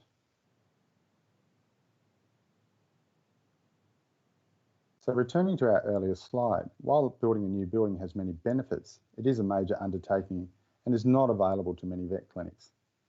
The second option for reducing our carbon footprint is available to all clinics and involves implementing sustainability measures within your clinic. The Climate Smart program is being designed to provide a template for all vet clinics to improve sustainability and reduce their carbon footprint. The program is being developed by the Vets for Climate Action. Vets for Climate Action, as Angela said, was formed in 2019. And if you go to the website, you'll see their mission statement that we inspire the veterinary profession to advocate for and achieve climate action within and beyond our industry. Within the organisation is a dedicated team of vets and nurses working on a program for clinics to implement a range of sustainability measures. And this is the Climate Smart program. Many practices like the Brimbank Vet Clinic have made major advances towards making their practice carbon neutral. The program aims to share and grow the knowledge of practices like this. As with other veterinary accreditation schemes like the Hospital of Excellence, the Climate Smart program is very much about engaging and motivating the veterinary team with a common purpose. A vet or nurse from each practice takes a lead role as a Climate Smart champion. Webinars are used for training and to build connections with other practices undergoing the program. Social media is used to share ideas and solve problems, as well as amplify the message. The Climate Champion coordinates the in-clinic meetings to work through 8 modules of the program. There are many other benefits over and above improving your climate footprint. And we're currently finalising the first modules for a pilot program expected to launch the full program by the middle of the year. The program is divided into 8 modules, each taking 6 to 8 weeks to complete. And you can see here the various categories: recycling and minimising landfill, water, energy efficiency, procurement, food and waste, renewable energy, chemicals, toxins and pharmaceuticals, and garden and outdoors. So I'll return to the earlier slide listing the contributing factors to the carbon footprint of the Brimbank Vet Clinic. Many of the activities to reduce the carbon footprint being developed in the Climate Smart program have already been implemented at our clinic. So I'll use these activities as examples to highlight how the Climate Smart program can benefit your clinic. Starting at the top of the list for carbon pollution, as you can see, is our number one issue is electricity consumption. And here is how we have tackled it. The ways to address our electricity consumption are to source clean electricity, reduce our demand, or do both. Clean electricity, you can either source it from the grid or make your own from rooftop solar. Electricity retailers in Australia are now becoming more diverse in their offerings. And you can find retailers that source 100% green power or who will provide power with carbon offsets. Any practice can sign up to carbon neutral power right now. And at the Brimbank Vet Clinic, we've signed up to carbon neutral power, which costs us about $7 a week.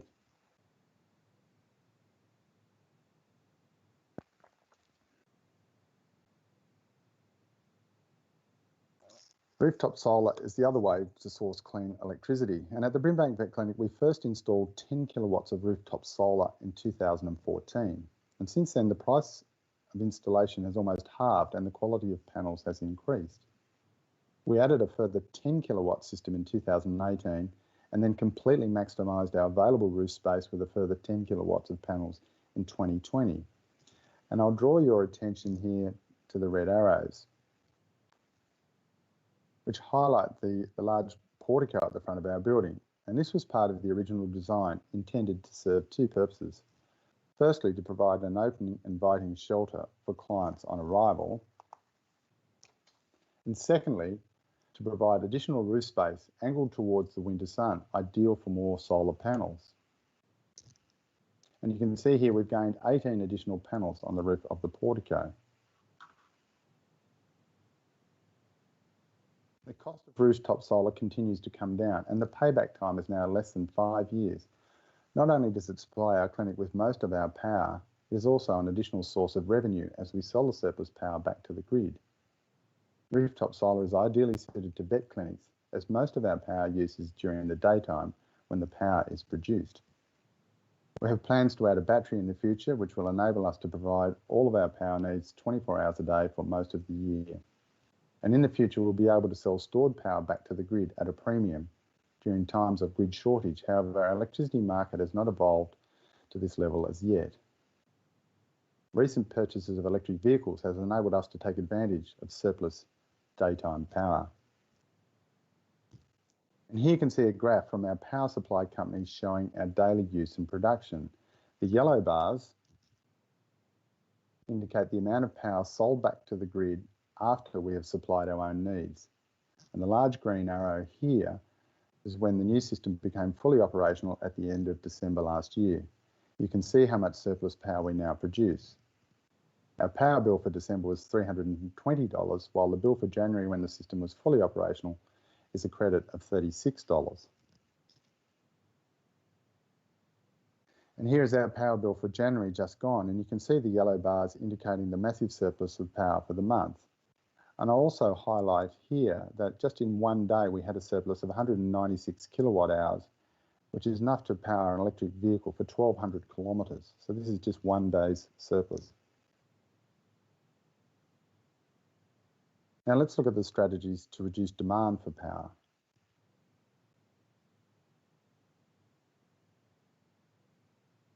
The ways to address our electricity consumption are to source clean electricity, reduce our demand, or do both. And as I've already discussed, good building design can reduce your power demand. Modules in the Climate Smart program will also look at energy efficiency through better use of appliances and changing systems of work. Habit is often a barrier to change, and a change of habits is often the easiest way to make an improvement in power use. Changing the settings on your washing machine and the way you load it can have an immediate savings in energy and water. And do you really need to have the tap running for the whole time you scrub for surgery? Hundreds of litres of water can be saved immediately by turning the tap off while you scrub. And when our building was built in 2011, gas was relatively cheap in Victoria and a more efficient way of heating compared to electricity, which came mainly from coal-fired power stations. We have gas central heating, gas hot water, and gas clothes dryer. As we gained more rooftop solar with our second upgrade in 2018, we changed to using our existing reverse cycle air conditioners to actually heat in winter rather than using gas for heating. So of course our gas bill was immediately reduced. And with our latest solar panel upgrade, we also removed our gas hot water system and changed to a new generation high efficiency heat pump electric hot water system. Gas, apart from being a significant producer of carbon, is now much more expensive to buy and is an expensive way to heat water. Our only remaining gas appliance is our clothes dryer. Electric heat pump technology is also now available for electric clothes dryers. However, my recent investigation indicated only limited commercial product range available in Australia. Once there is sufficient demand, perhaps more product will become available. A better national energy policy would certainly help drive this transition. And the Vets for Climate Action Climate Smart program will also look at a wide range of sustainability options, and here's just a few examples. Changing to reusable metal instrument boxes rather than disposable packaging or cloth wraps, which have to be washed and dried, represents a saving of energy and staff time, another win-win. We recently changed to zero bookkeeping software to enable us to transition to paperless bookkeeping. It's also streamlined payment of bills and wages as everything is done electronically, and this will save time and paper. We also have rainwater tanks that can be added and used. The water is used for the garden and recirculated into toilets. And the design of our building has allowed for a service yard to be accessible by a large dump truck at the front of the building. We have a large dumpster bin for cardboard and paper recycling. A large amount of our deliveries arrive in cardboard boxes. We can be certain that if we place them in our recycling dumpster, they will actually be recycled. Compare this with the common domestic recycling bin where cardboard and paper are commingled with plastic, glass and cans. Then they have to be separated into their components at a recycling processing factory. It's far more efficient having a once monthly pickup compared to a weekly pickup of commingled recycling. And so this is just an example of how we can tackle Scope 3 emissions, i.e. that's the ones that are out of your direct control.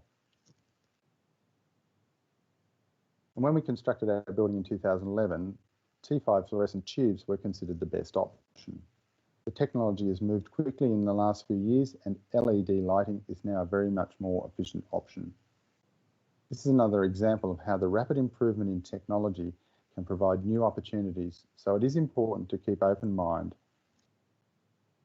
and to keep up to date. It would now be more economic to replace all of our fluorescent lights with LED lights, and many of our state governments have subsidy programs enabling you to make the transition at little or no cost. So I'd certainly urge you to make some investigations in your local area. And the move towards carbon neutral and more sustainability can bring significant unexpected benefits.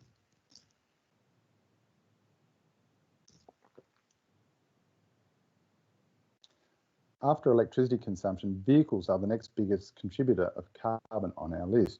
In the post-carbon world, all vehicles will be electric or zero emission, powered by renewable sources.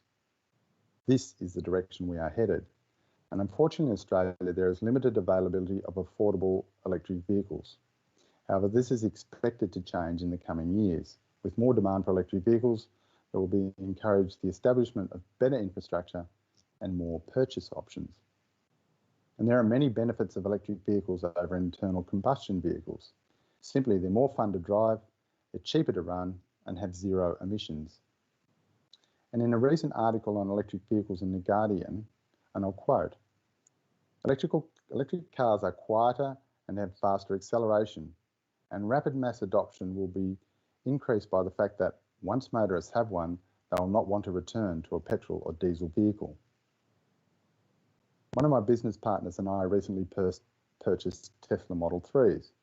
We installed a Tesla charger at the clinic, which will charge at 70 kilometres an hour. Charging is only needed once a week and is done during the daytime when we have surplus power from our rooftop solar.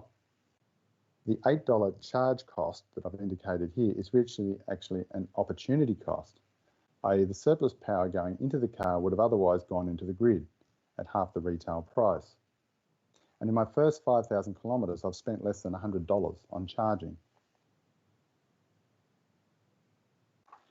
And if you look at other similarly priced popular red sports car options, such as the Ford Mustang, you can see that when compared to the Tesla, it's too slow, it's too expensive to run, and pumps out tons of CO2. So honestly, why would you bother with a Mustang and its engineering technology from last century? And in Melbourne, Australia, we love our coffee. We used to have a Nestle coffee pod machine in our staff room. Once we investigated the costs, it was clear that we could recover the purchase cost of a commercial style coffee machine by not having to buy pods. And since we've got rid of our Nestle coffee pod machine, everyone's very happy with the new alternative. We've halved the cost of a coffee, doubled the quality, and now only produce compostable waste. Everyone is happy. And there's no need to do a coffee run down the street, as we make better coffee in-house.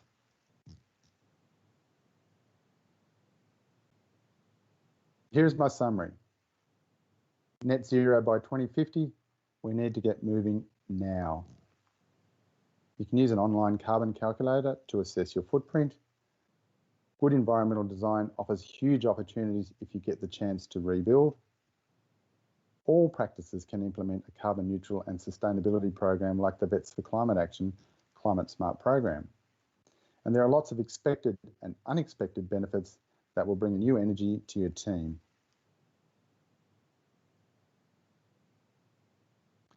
And as you can see from this presentation, the journey towards being a carbon neutral practice is achievable now and doesn't mean we have to give up things we like. Our journey at the Brimbank Vet Clinic is not over, and we've discovered that our efforts to change have brought about unexpected benefits and increased profit, as well as reducing our carbon impact. Vets are generally well respected in the community, and we are personally connected to a wide cross-section of the community. We have the opportunity to lead others down this path. We can be influencers, to use modern terminology. If the local vet is promoting carbon neutral, then it can encourage others that this is the new normal. Everyone's climate journey is different. One person may choose to eat less meat, another may ride their bike more, while someone else may choose to buy carbon offsets. The choices are endless, and we all need to do a little bit more and support each other to make an additional step, and then another step after that. Technology is changing and will offer new choices, so we need to keep an open mind. And as vets, we're advocates for and guardians of animal health. Climate health is having a massive impact on animal health, and we need to use our influence to get a better deal for all animals now. And that concludes my presentation. Thank you.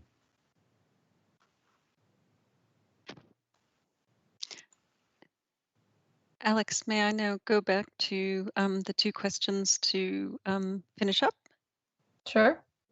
Great, thank you. So as I said at the beginning, we had those two questions at the beginning and we wanted to look again at the end. So now, after the presentation, if everyone just wants to pop in the chat or just think to themselves, how knowledgeable do you feel about climate change after the presentation? A, very, B, reasonably, C, a bit, or D, blank slate, hopefully not. So we'll just take a few seconds with that.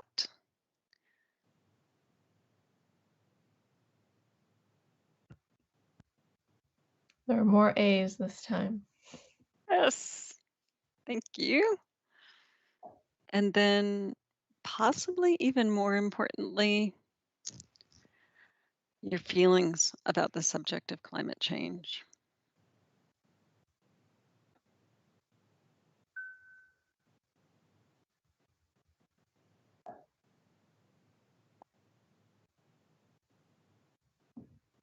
We have hopeful, possible. A few students said that they want to keep learning more, for sure. Fantastic. Optimistic. Urgent.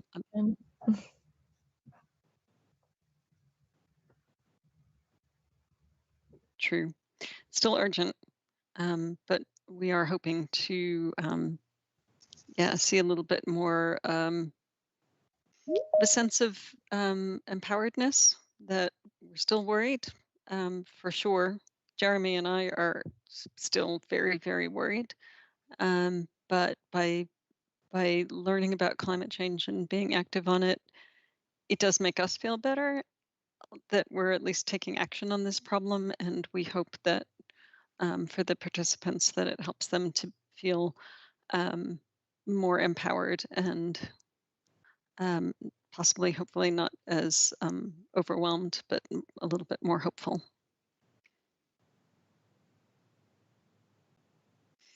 Jeremy and I are happy to take any questions. I've noticed that there are a few questions that have already come up in the chat. Yeah, there were a few good questions during the presentation. The first one asked your thoughts on wind turbines and bird deaths. Yeah. They said that they found a study that found wind turbines killed nearly 300,000 birds annually in the US, at least. And they asked if it's just a matter of choosing where we put them wisely. That's a great question, and it's there's a bird mortality problem and a bat mortality problem as well with wind turbines. And so estimates are of total annual mortality of between, I think, 140,000 and 320,000 bird deaths annually due to wind turbines in the US, which is definitely a problem. There are a couple of known reasons for that problem with regard to bird deaths. One of them is definitely placement. And there's one actually particular wind farm in the US. I think it's in California, and I think it's called Altamonte, perhaps, that happens to have been built. It's a fairly old wind farm. It's about 20 years old. It happens to have been built over a mountain pass that's a particular migratory route, and especially for large raptors, which are very important species, obviously. And that's bad. That's a problem. It is being looked at and addressed a lot. And so location, clearly, now that this problem has been identified away from migratory routes, is super important and reduces bird deaths a lot. Also, turbine design makes a big difference. So the older turbines were both shaped such that they had to rotate a lot more quickly to make the electricity, and that's obviously more dangerous because they're moving faster. But there was also something about the shape of them that was particularly attractive for birds trying to perch. And so between improvements in turbine design and the realization that turbines need to be placed outside of migratory routes, that has helped a lot. There's a study that came out mid last year from Norway that actually looked at painting one in every 3 of the turbines black so that they're white, white, and black, actually reduced mortality another 70%. Because it just makes it more visible to birds, which is also progress on that. The other thing to keep in mind with bird mortality and wind turbines, and this is not to dismiss bird mortality, because in veterinary medicine, any animal mortality is not acceptable. But to compare the numbers of bird deaths due to wind turbines, compare that to other man-made structure causes of bird deaths, wind turbines are actually a pretty minor problem. So 300,000 is a bad number for sure. But tall buildings, windows, motor vehicles are an order of magnitude larger than that. So it's just important to keep that in perspective. Now over to bats, that's a little bit of a different issue. And that the causes of bat mortality within turbines are not as well understood as they are with bird mortality. And there's some unclarity whether bats are actually, for some reason, attracted to the turbines. And so there's research being done on that. One thing that has been found so far with the bats is that most of the bat mortalities occur at times when the turbines are not actually producing electricity that well because of the way the wind patterns are. So simply switching the turbines right off when the winds are lower has helped somewhat, but there is more work to be done with bats. I hope that helps somewhat in understanding that. Yeah, that answered another question too about the bats. Cool. So we have another question that asked, what about countries that might not have enough solar hours to make the solar panels work efficiently? And someone else added to that and asked if it would be efficient for those countries to get the power from other countries that have more sun hours. Jeremy, would you like to grab that one, or would you like me to take that? Yeah, no, look, I'm happy to talk on that. Yeah, look, I mean, obviously where we are in Melbourne, there's a lot of sunshine, and so it's so easy for us to take advantage of that. There is a proposed project amongst some entrepreneurs in Australia to build a solar farm in the north of Australia and actually send the power by underground cables to Singapore, who doesn't have the area to build or gather enough sun from solar panels. And so, yes, there are schemes out there to transport, and of course the other way is to capture the energy in hydrogen and then transport it in hydrogen. So there's so many new technologies developing in this space that there's lots of opportunities that will become available. Yeah. Does that answer your question, perhaps? I think that answered it perfectly. Another question asked if there are any governmental or organizational projects about helping the countries and overall the world, especially the ones that are struggling with improving their climate change solutions. Maybe Angela, you might.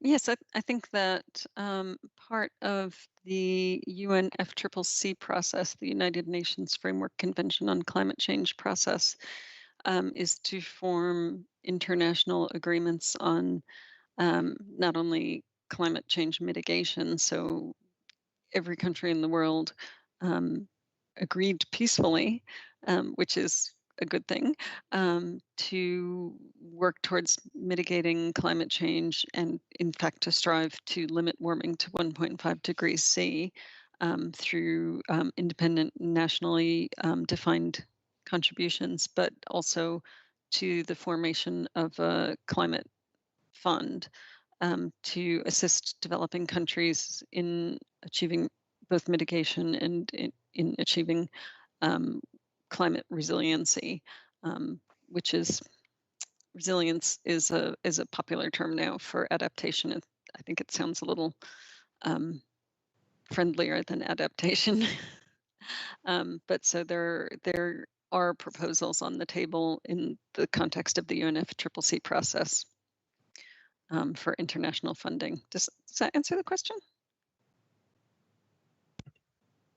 I think so. I feel like it's kind of hard to answer for some countries when you're not familiar Yeah. with them. So, but it's nice Definitely. to know that it's in the process of getting worked out.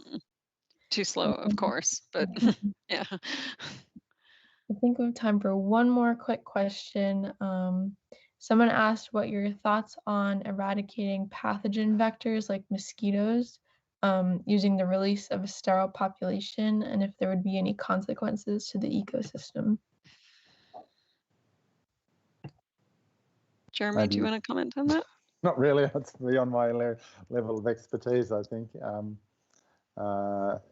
Yeah, look, I tell one thing I digress a little bit is that a lot of the insecticides that we use in pets a lot these days, the newer ones are starting to seep through into the environment and cause all sorts of unexpected issues. And we hear about the bee populations declining, for example. So these so-called quick fix solutions need to be well thought out. But yeah, maybe the sterile mosquitoes surely can only harm the mosquitoes. It seems that way. We always worry about unintended consequences when we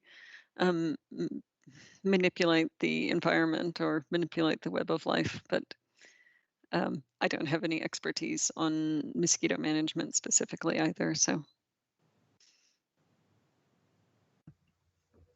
Well, that's all the time we have for today. Thank you, Angela and Jeremy, for your wonderful presentations. I'm sure we all learned so much. Thank you everyone for attending, and please enjoy your half-an-hour break before we get back together for our committee workshops. So see you guys soon. Thank you so much for having us. Thank you all for being here. Bye. Thank you very much. Bye.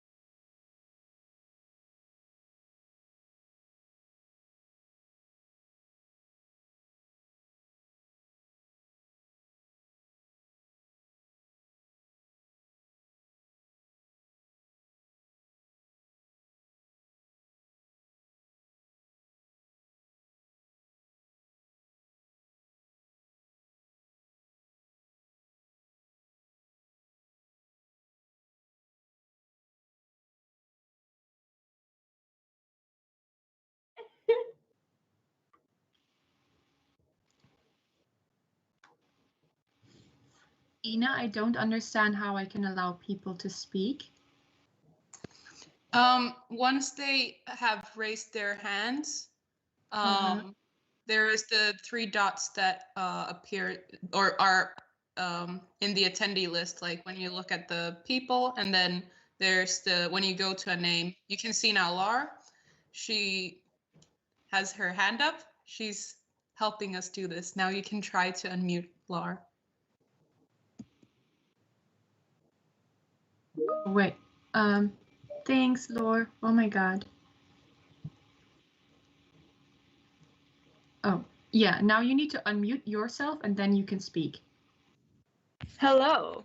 Well done. You have unmuted me. Get it. Fantastic. You did it. Oh my God.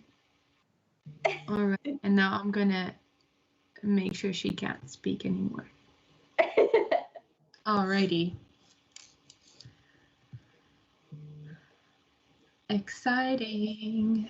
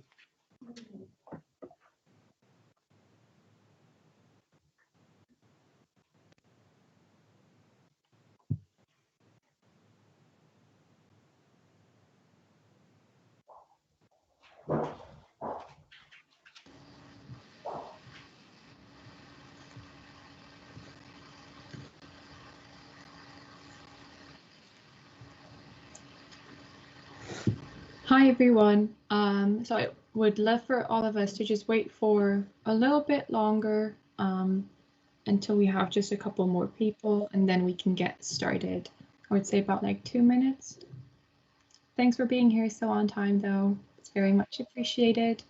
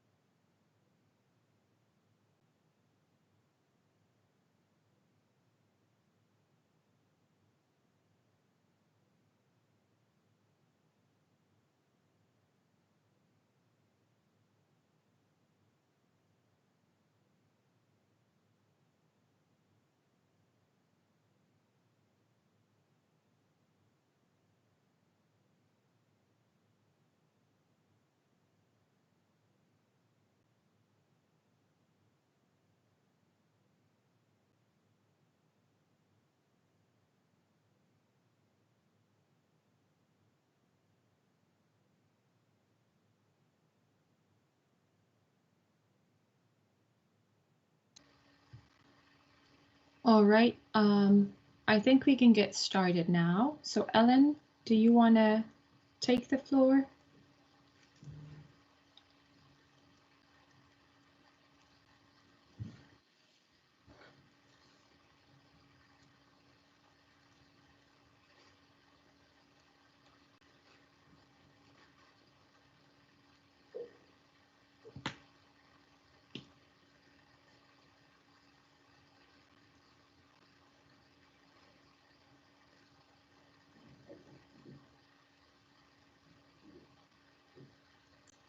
Ellen, if you're speaking, you're still muted, so I can't hear anything.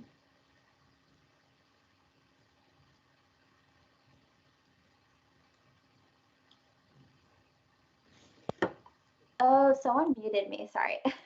I was talking this whole time. Okay, nice go first. I was like, why is she Sorry, so guys. quiet? I didn't realize someone muted me. Okay.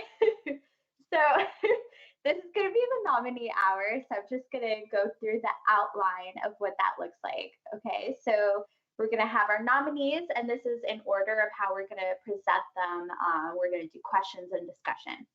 So for our presidents, we have our nominees are Anya Shishkevich from IVSA Krakow, Laure Chevalier from IVSA Lyon, Christina Almazidou from IVSA Thessaloniki, and then for Congress, this is for host of Congress, the 71st Congress, and that would be in 2022. We have IVSA Morocco, and we have IVSA Sao Paulo, Brazil. So for the secretariats, we have 2 nominees that are running. Carol Edel from IVSA France, and then we have Nelson Acho. Sorry, guys, if I'm butchering your names also. From IVSA Uganda. And for regional representative, we have Faye Chi from IVSA Queensland. So for the secretariats and regional representatives, they were run unopposed, so that means they're automatically elected. So for this nominee hour, the nominees for the secretariat and the regional representatives get to relax because we're not going to ask them any questions because they are automatically elected. Okay, the outline of what nominee hour is going to look like. So the presidential candidates are going to go first. First, the election committee gets the floor where they're going to ask each nominee 3 questions. Then after we ask the questions, then the floor can ask a total of 3 questions. And then after that, we're going to ask each candidate to leave the meeting and we're going to have a discussion. Then after we finish the presidential questions and discussions, we're then going to move on to the host of Congress candidates. So again, we're going to have the floor first, where we're going to ask 3 questions, and then we're going to give the floor to delegates to also ask 3 questions, and then we'll have the discussion. So it's really important so that we have enough time that each response has a maximum of 2 minutes, and that should be enough for each question. So please keep that in mind, candidates. Okay, what will the discussion look like? So each candidate will have to leave the meeting when we tell you to, when the discussion comes up. And for each discussion, there'll be 1 positive comment per candidate allowed. It will be a maximum of 1 minute. And then we'll have 1 negative comment per candidate allowed, also a maximum of 1 minute. And then, of course, we have some rules. Only objective comments, please. Only relevant work-related comments, experiences. Please don't involve your emotional feelings. No name bashing. We're not targeting candidates. We're just being professional here and giving our opinions based on when we worked with them. And no exaggerations, please, also. All right, with that being said, please keep calm and be objective, and we can start. And I'll leave these rules up so that you are aware and keep these in mind when we come to the discussion. So that being said, our first presidential candidate will be Anya. So Anya, if you can unmute yourself, and I'll ask questions. I'll ask the first question, you can answer, and then we'll move on from there. All right, so Christy isn't currently in the room. Laura, if you could please just raise your hand so I can remove you from the room so you don't hear the questions and you aren't here for the discussion. So I'm going to kick you out now, and I'm going to just text you when you can get back. And Anya, yes, you cannot unmute yourself. So I'm just going to first remove Laura. I'll text you so when you can come back. Bye, Laura. Anya, if you raise your hand, then I can give you the power to unmute yourself, and then you can speak. So if you could just raise your hand really quickly. Yes. All right. So now you should be able to unmute yourself. Please just say hello or something. Hello. We're not going to do questions just yet. I'm going to just quickly text Christy that she shouldn't join now.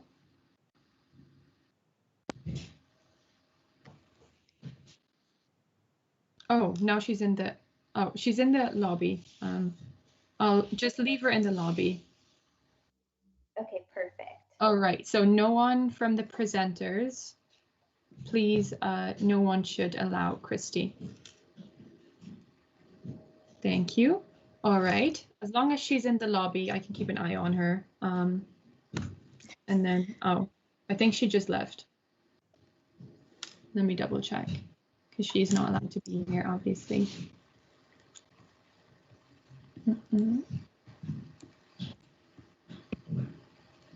All right. Then Anya, you can start.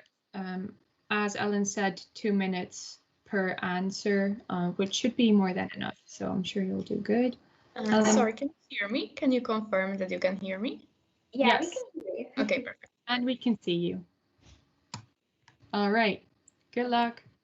Thank you. Okay, Anya. So the first question is, as president, you rely almost entirely upon your team to get results that you want, and they rely greatly upon each other as well. So how do you plan on keeping your team motivated, especially when dealing with obstacles and conflicts? Thank you very much, Ellen, for the question. I have a little bit of experience with team leading as a past MOD and currently coordinator of the online organizing committee.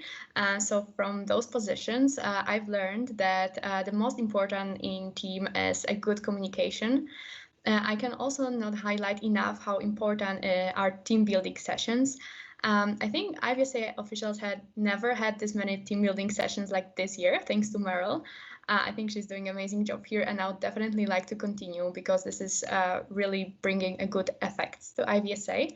And I think that it's very important to check up regularly on the team members and make sure that their wellness is okay, but also to have a proactive approach to wellness of your team members. So in case they are struggling with something, not just note that they struggle, but really sit down with the team, brainstorm, and figure out a solution on how to improve it. So this is very important.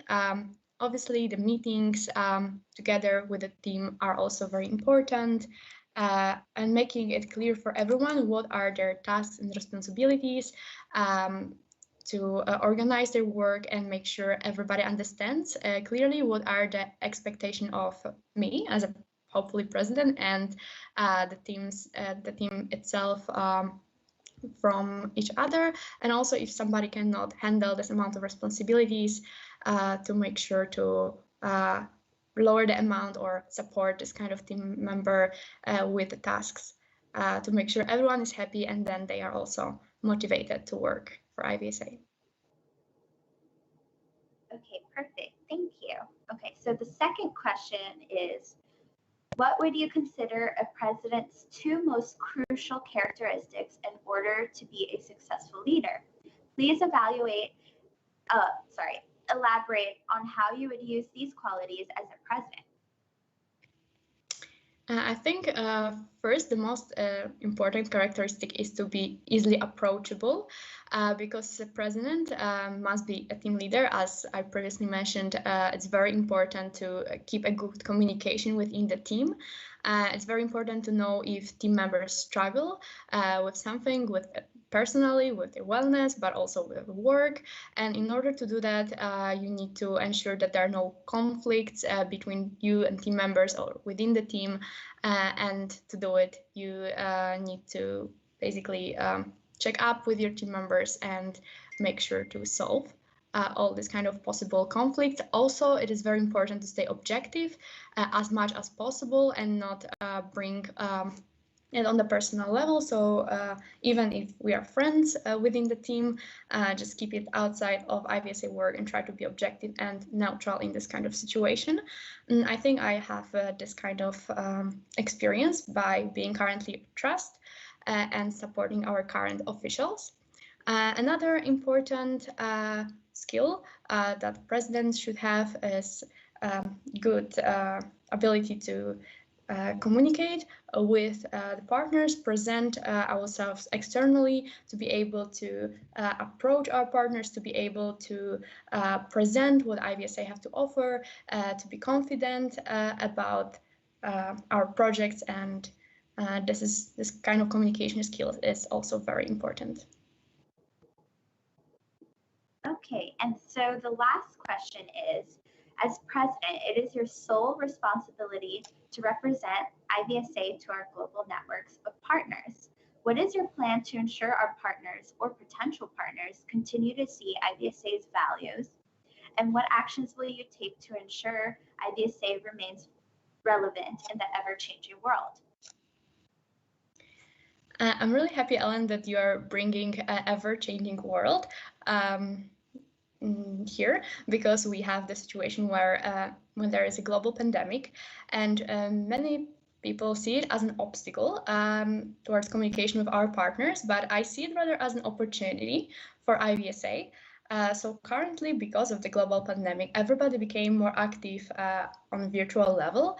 Our partners organized many webinars, and also they became very much open-minded because of the global pandemic to communication online. So I believe it would be much easier nowadays to set up online meetings with our partners. And during those online meetings, I could have officials that are relevant to the specific discussion, to the specific project on the meeting with the partner. And I think this would really improve our collaboration. Another thing that would improve our collaboration is the visibility, because the partner events are online nowadays. It would be much easier for IVSA officials to have a big and also diverse representation on partner events. And I think that would also definitely strengthen the collaboration with our current partners. And I also think that this way we could gain some new partners by attending the variety of virtual events that is happening right now. I also think that for improving partner collaboration and gaining new partners, what is very important is multidisciplinary collaboration with other student associations. I actually consulted past president and past external relation officer of IFMSA about partner collaboration. And they said IFMSA gained many new partners because of other student associations. So I would like to collaborate with other associations further and see if they can suggest us different organizations that we could collaborate with in the future.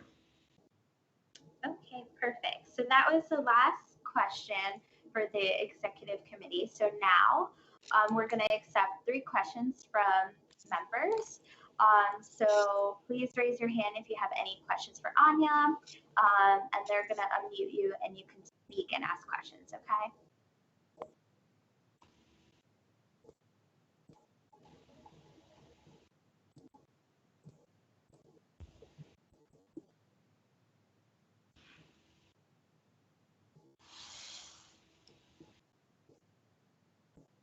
All right, Lisa, you should be able to unmute yourself now. Yes, I'm unmuted now. Hi, Anya. Hi. Glad to see you're running again. I just wanted to ask, as you have held different positions in IVSA before, and you've run for president before, how do you think for you personally this will contribute to your personal development to perhaps be elected for president now? Thank you very much for the question, Lisa. I can, I think, say confidently that I feel much better running for president this year. Last year I was for half a term in ExCom when I ran for this position, and this additional half a year in the executive committee, especially during such an emergency situation like the global pandemic, and additional half a year of experience as trust, I think taught me a lot about IVSA. We had many interesting discussions about IVSA structure, about partner collaboration, especially in this difficult times. Also, I managed to attend partner events on behalf of IVSA. I was representative on the virtual World Health Assembly, and I got to know many students of different student associations. I got many inputs and insights from them. So it definitely helped me to understand IVSA better, helped me to develop many soft skills. So I definitely feel more confident running this year. I think president position is very important to have to have experience on many different positions in IVSA, because this will allow me to get to know the team, so I can really support my team of officials, because I know a lot about position of everyone within the team, so they can easily approach me, and I will be able to advise them because I have the knowledge. And this will also help me to collaborate with our partners, because I know what are the needs of our members, so I know what to specifically ask from our partners to meet the needs of our members. And I can also tell our partners what IVSA has to offer, since I have this knowledge and experience.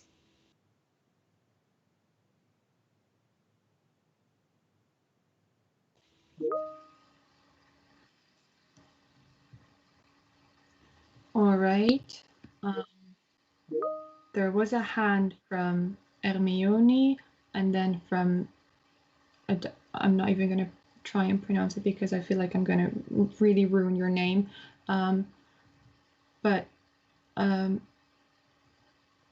So I'm sorry, Sigita, but we're only going to allow 3 questions, and there were 2 people before you wanting to ask the question.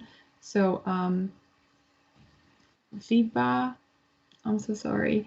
Please type your question in the chat so Anya can respond to it. I'm going to give you the time to do that, and then Hermione can maybe start first. So Hermione, you can speak now. Oh, you can unmute yourself as well.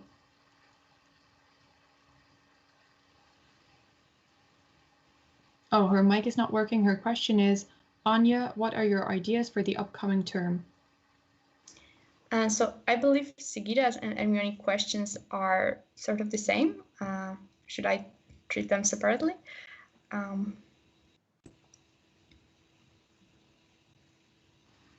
Sorry, just answer Hermione's question, and then the other question is going to follow after. Okay, thank you so much. So I have a lot of ideas in case I become the president.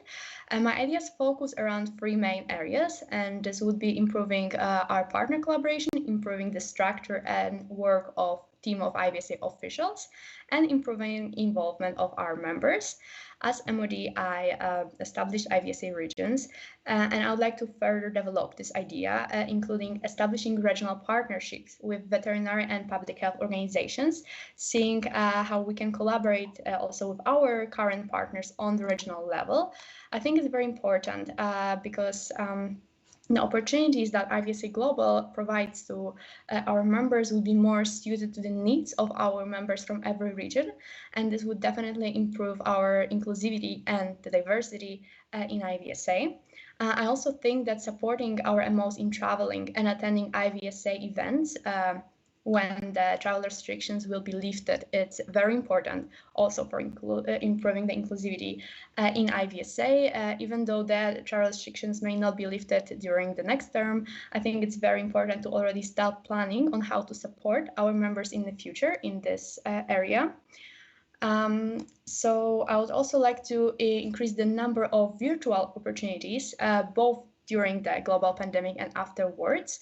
I think this is an important lesson that we could learn from the global pandemic, that the virtual opportunities that we started to offer this year to our members really connected us and really improved diversity and inclusivity in IVSA, because our members who were not able to travel could really benefit from our association. So I would like to not forget it after the travel restrictions are lifted. And I think it's very important to also improve the structure of team of IVSA officials and ensure that EXCO positions are more sustainable, that secretaries are more involved, and that because IVSA significantly expanded in the past couple of years, and this expansion will continue. So we must ensure that the team of officials will be able to handle the future expansion. For example, like the community was 2 minutes. Okay, thank you. And then you got your last question from Viba, which is, how do you plan to connect with other MOs across the countries, across the globe, I guess? So again, I would like to ensure that members from every region are involved in IVSA opportunities. I think the virtual platforms and virtual opportunities that we have nowadays will really help to connect members from all over the world together. But I think it's also very important so that IVSA officials stay open and connected to our members, especially executive committee. So it's very important to improve the communication between the MOD team and the executive committee and all our members. I think what would help here is expanding our teams. So building like regional teams, building, let's say, communities under our committees, like for example, the equine community. And this will allow us to involve more members in IVSA global projects. And when members are involved, it will ensure their capacity building so they can become officials, but they also know what's happening in the team of officials. It's also very important to stay transparent and improve the collection of data, sending minutes to our members so that our MOs also know what's happening within the team of officials. They can read the minutes from EXCO meetings and know what our plans are. This is very important to improve the role of Secretary General in this area. Okay, thank you, Anya. That was it for you. Then I'm gonna remove you, and we're going to thank you very much for discussion on you, and then we're going to call in Laura. I will text you once we get to the Congress nominees, so then you can join again. Perfect. All right. Thank you very much for all the questions. Bye, Anya. Bye-bye.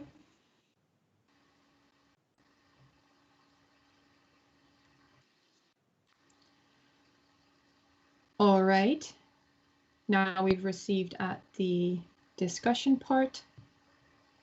If you have, we're going to start with the positive comment. If you have a positive comment about Anya, please raise your hand. Do keep in mind, once again, the rules for discussion displayed on the screen right now.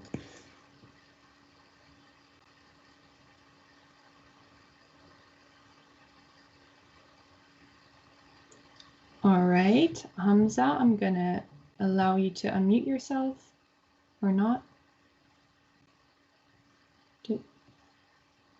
No? Never mind. Please raise your hand if you have a positive comment to make about Anya.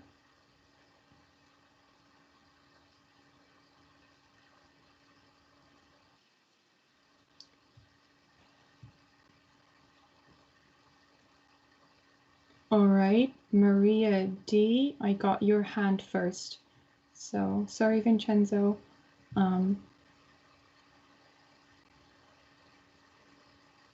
Mariah, you should be able to unmute yourself now.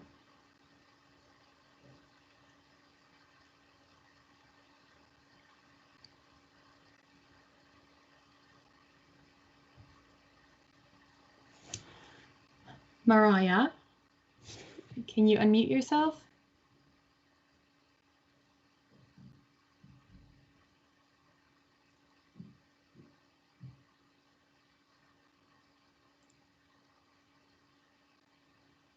Mariah, if you can hear me, just type something in the chat. We cannot hear you right now.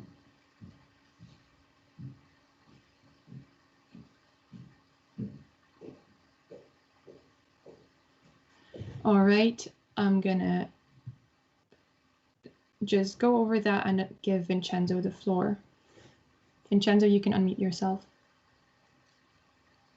Hello. So yeah, I have a positive comment about Anya, and it's all about her dedication to IVSA since she was elected as secretary, then MOD, then running for president, then sticking around in trustee and learning, still making contacts, still understanding and still believing in her will to make something good and to give more ideas and proposal for the IVSA cause.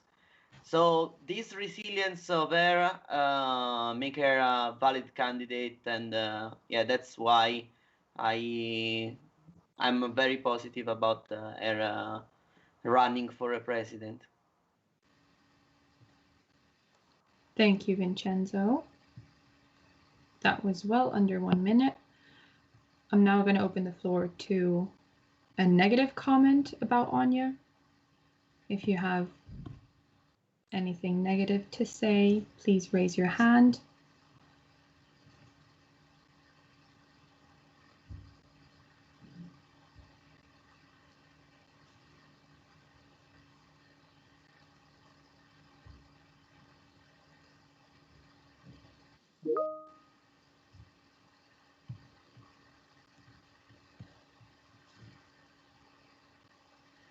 All right, I'm just going to text Laura that she can join.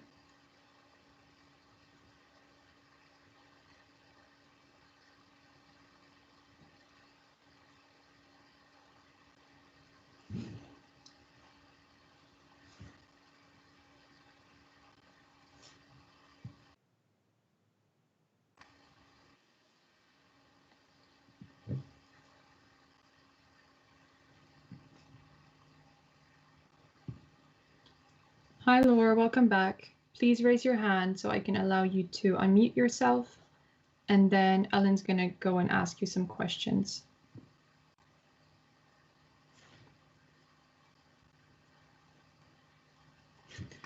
Alrighty, you're spotlighted as well.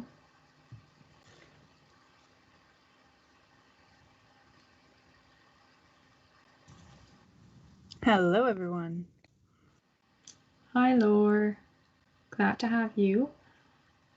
Ellen's just going to figure out how to unmute herself so she can ask you the questions, and then we can get started.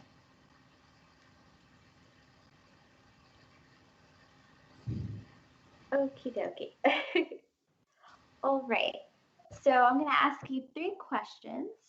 The first one is, as president, you rely almost entirely upon your team to get the results you want, and they rely greatly upon each other as well. So how do you plan to keep your team motivated, especially with dealing with obstacles and conflicts? So I think in the positions I've had in IVSA before, I've had to lead teams already. So I've been working on these skills already for 2 years now. The different techniques that I have found that are really helpful is, one, making sure that everyone has the space to express what they want to work on and what they want to see achieved by the team. I think it's really important to give everyone the chance to see everything that needs to be done and then choose the projects that they are the most interested in. Obviously, with a team like EXCO, people are already running for positions and for tasks based off of what they would like to do. But for anything that isn't already set, I think it's really interesting to give everyone the chance to work on the projects that they're passionate in, because then people tend to stay more motivated. I think it's also important to have meetings where you give everyone the opportunity to check in about how they are progressing with said projects, to make sure that we don't have things running off in a completely different direction than what we had initially expected, and to make sure that everyone can chip in with their own ideas. And then last but not least, I think it's also important to have team building meetings, especially at the moment when we don't have a lot of things socially going on because of the pandemic. It can be really helpful to have just meetings to chat about completely different things, to make sure that the wellness of everyone is represented, is still correct, and is still holding up in these difficult times. I think it's also important, aside from all of these team meetings, to check in with your team members individually to make sure that they have all the space they need to express anything they might want to express. That was it for the 2 minutes. Next question. Okay. What would you consider a president's 2 most crucial characteristics in order to be a successful leader? Please elaborate on how you would use these qualities as a president. I think one of them is more or less what we've been discussing in the last question, that it's really important for the president to be a good leader in the sense that they need to keep their team motivated. So inspiring their team to actually achieve the goals that they've set for themselves. I think I would do that through what I've said before. And the other characteristic, it's also important, I think, for the president to inspire through their own work, to make sure that they're reaching the goals that they're setting themselves, and that they are achieving everything they want to achieve. And I think as someone who is very organized and sometimes a little bit perfectionistic, I think I can also achieve that and inspire my team to do better through showing them how I work as well.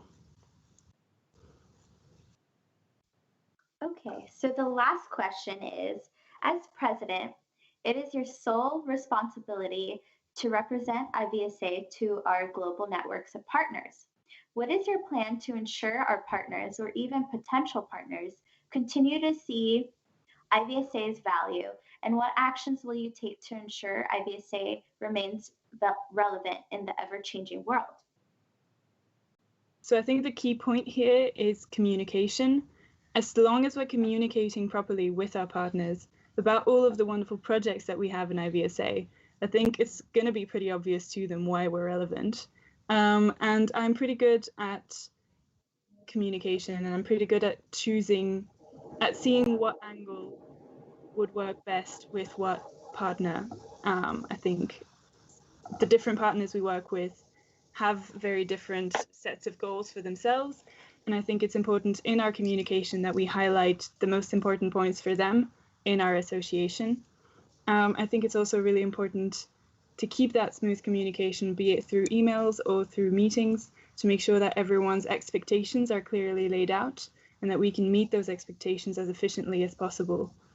I think it's also going to be helpful that I can speak fluent French and German, as well as English for some of our partners.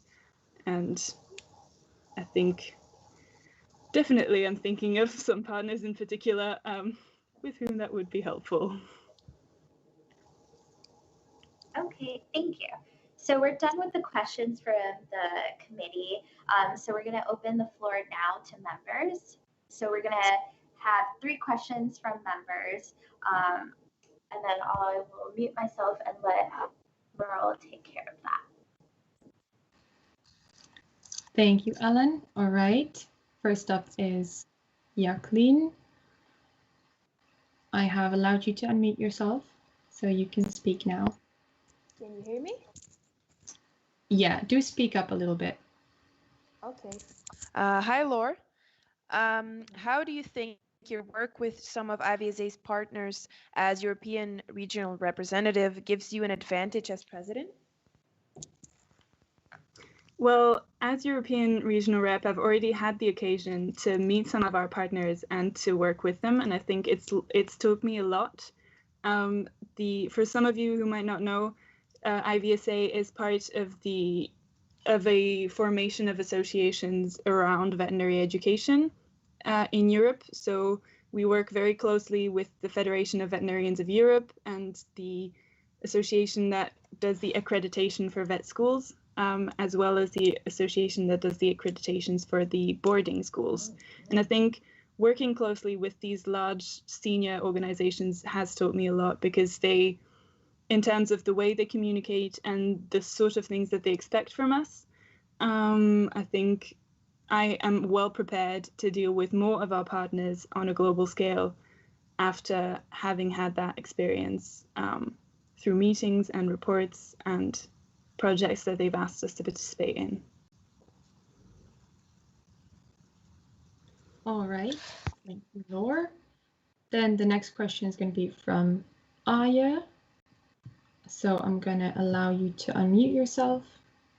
And now you can unmute yourself and ask Laure the question. Hey, Laure. I hope you can hear me. Okay, so my question is, in your opinion, what are the obstacles that could cause your failure as a president? I think that's a very good question. I think the thing I am worst at, or I was worst at a while ago, and I've been working on quite a lot, is the being a little bit too perfectionistic.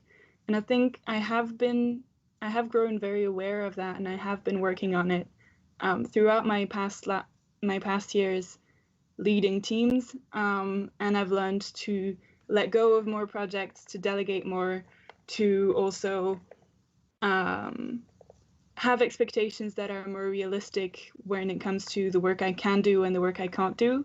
So I think this is still something that I am struggling with from time to time, but at the same time, it's something that I've been working on for a while. So I am conscious of it, and I would be able to overcome it, I believe, throughout the year.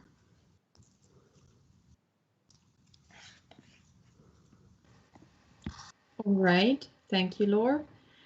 If anyone else has a question, now they can raise their hand. So Aya, you can lower it again.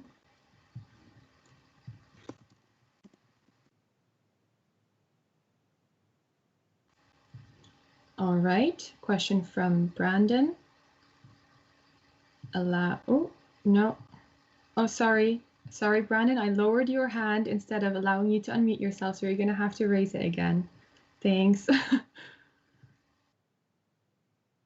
Now you can unmute yourself.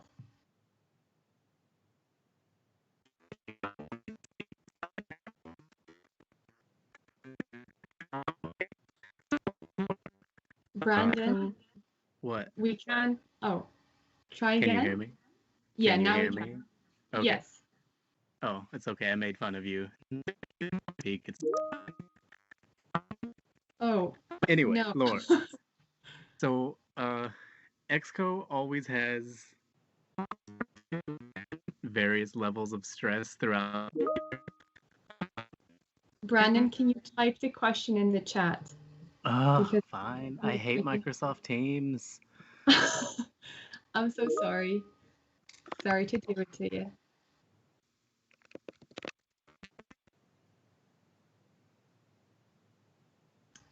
Okay, Laura, you're gonna get the question in the chat and I'll read it out loud.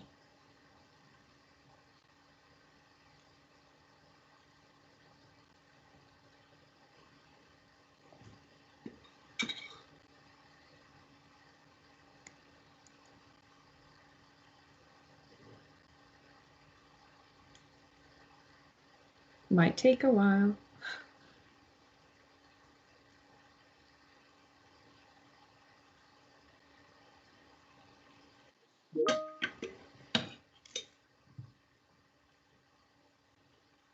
All right. Exco always has a lot of work and high stress levels. How, as president, would you manage this and support your team? I think this is definitely something that is harder to do at the moment that everything is online. But at the same time, this is something that presidents have had to do online for years because most of the year we're all apart because of the way this organization functions. And I think through keeping regular communication with all the members of my team, this is something that could be, so building up levels of stress could be avoided. We're all in vet school, we're never going to avoid stress altogether.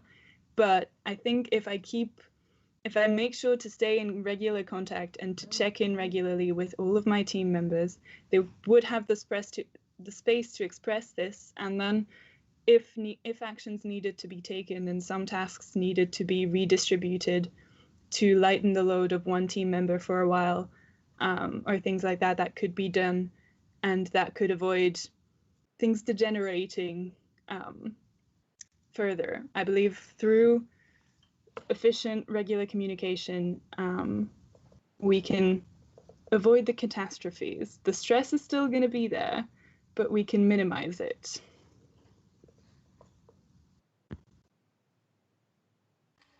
All right. Thank you, Laura. I'm very sorry, Emma from South Africa. We've had the 3 questions from the floor already, but please make sure to ask your question to the next candidate. All right. Thank you so much, Laura, for your time, for your answers. Then I'm going to now kick you out, and I will text you when you can get back in for the Congress thingies. All right. Thanks, Laura. Bye. Oh, I don't know if I can kick her out.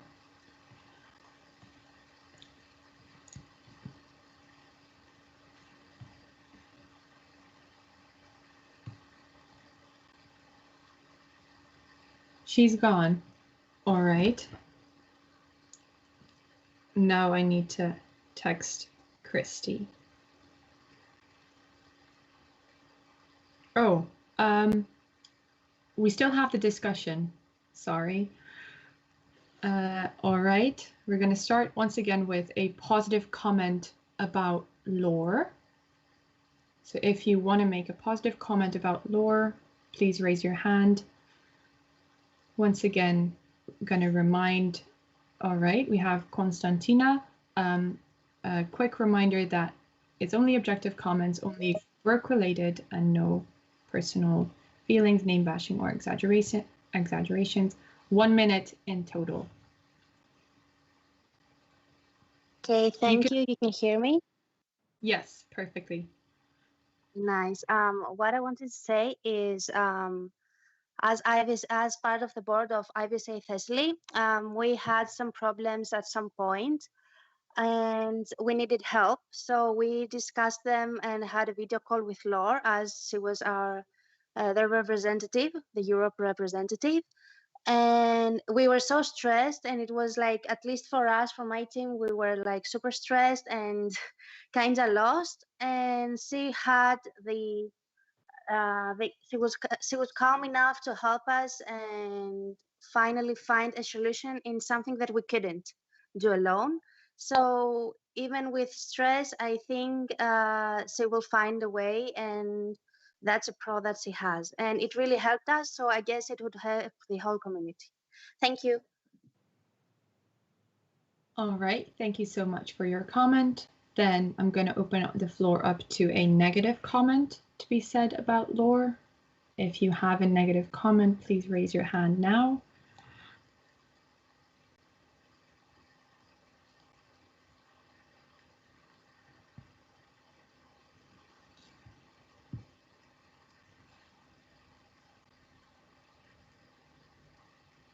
All right, no negative comments.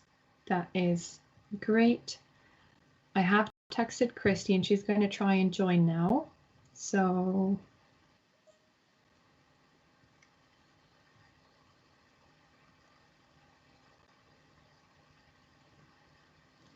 we're just going to have to wait for a minute until she does.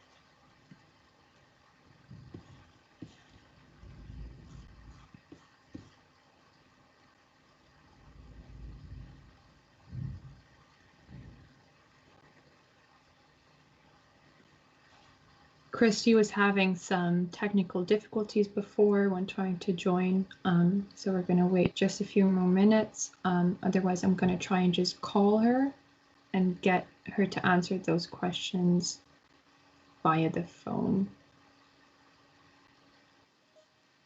Ah, here she is.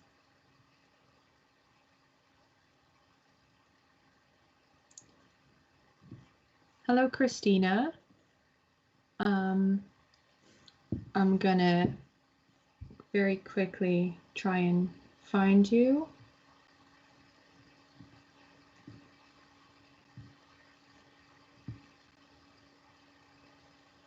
I've put you in the spotlight, and I'm going to allow you to unmute yourself now. Alan is going to ask you 3 questions, and then you're going to get 3 questions from the floor. Each time you can only answer for a maximum of 2 minutes. Alan, take it away.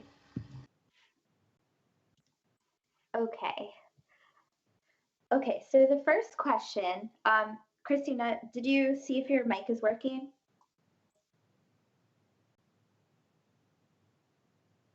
Can you hear me? Yes, perfect. Okay. So the first question is, as president, you rely almost entirely upon your team to get the results you want, and they rely greatly upon each other as well. So how do you plan on keeping your team motivated, especially with dealing with obstacles and conflicts?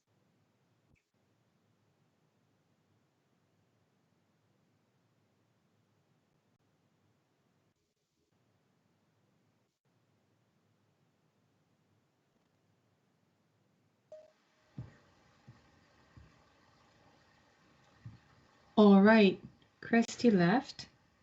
Oh. I'm going to try and call her. Okay.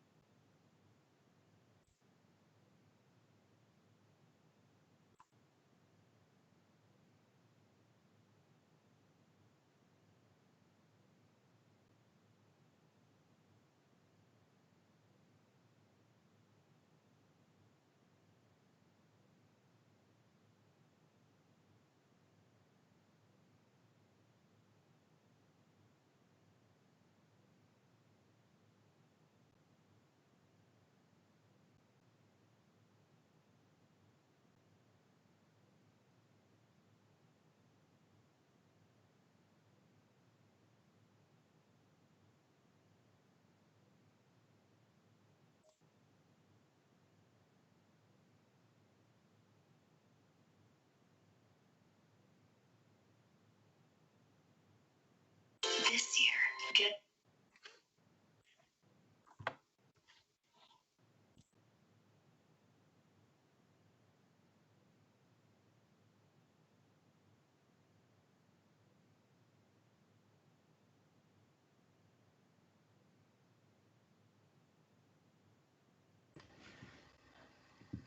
All right, Christy is having some technical difficulties. She's gonna try and call me one more time, and then hopefully that works.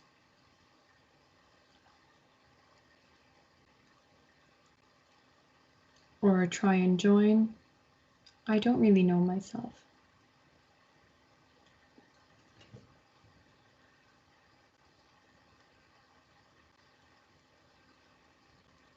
Thanks for bearing with us through these technical difficulties, by the way. Unfortunately, these things happen when everything is done online.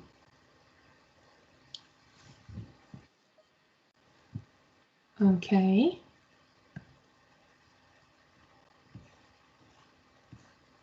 Hi, Christina. Welcome back. If you can raise your hand again, so I can allow you to unmute yourself.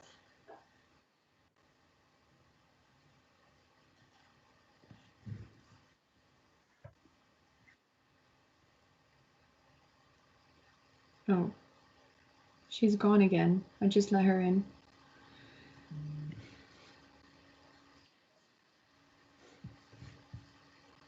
Oh.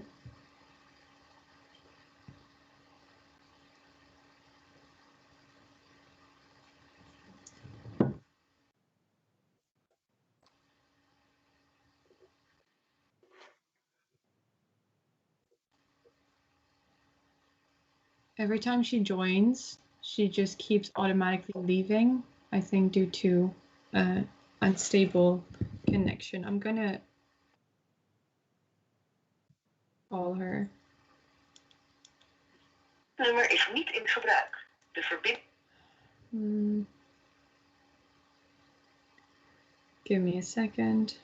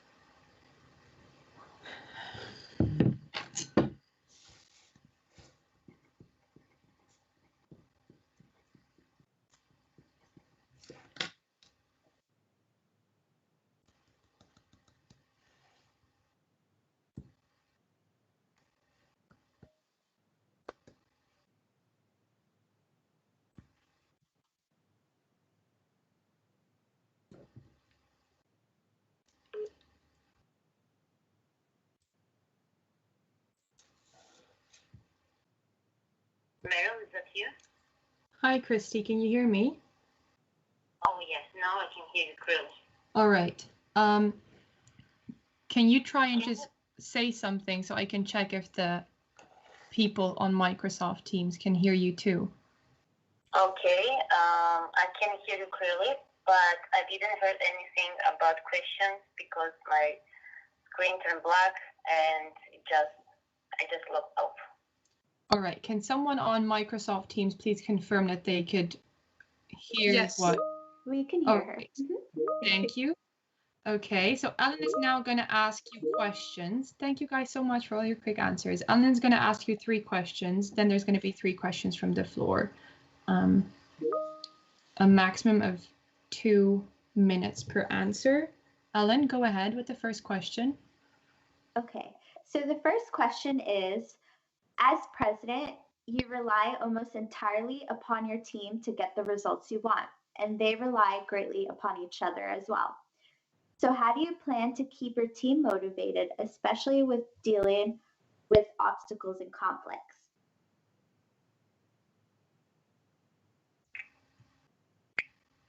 Okay, can I answer now? I think I hear clearly the question. Yes, you can answer. Okay, great. IVSA is an organization where we all have benefits and there are a lot of things that we can learn. So I believe that if everyone if my team and of course myself will keep in mind that we all can find things that we can work on as like some projects that will be new in this year, and of course due to COVID-19, we should create new projects. We should see what else we can do to keep motivated, not only our EXCO, but our members as well. So, I'm sorry. I will try to engage as much more as I can all of my members, EXCO members, to help me to maintain all the projects and came up with the new ideas. So I think that keeping in mind that we all have benefits and that we will leave something after us for our new members and that will be created by us, I think it's a very good motivating point. All right, thank you, Christy. Ellen? Okay, perfect. So the next question is, what would you consider a president's 2 most crucial characteristics in order to be a successful leader? Please elaborate on how you would use these qualities as a president. I'm sorry, except the word leader, I didn't hear anything. All right, so the question, do you want me to repeat it, Ellen, or do you want to just go? Maybe since you're on the phone with her, if you could repeat it. Do you have it? Yeah, I should. Yeah, I have it. What will you consider a president's 2 most crucial characteristics in order to be a successful leader? Please elaborate on how you would use these qualities as a president.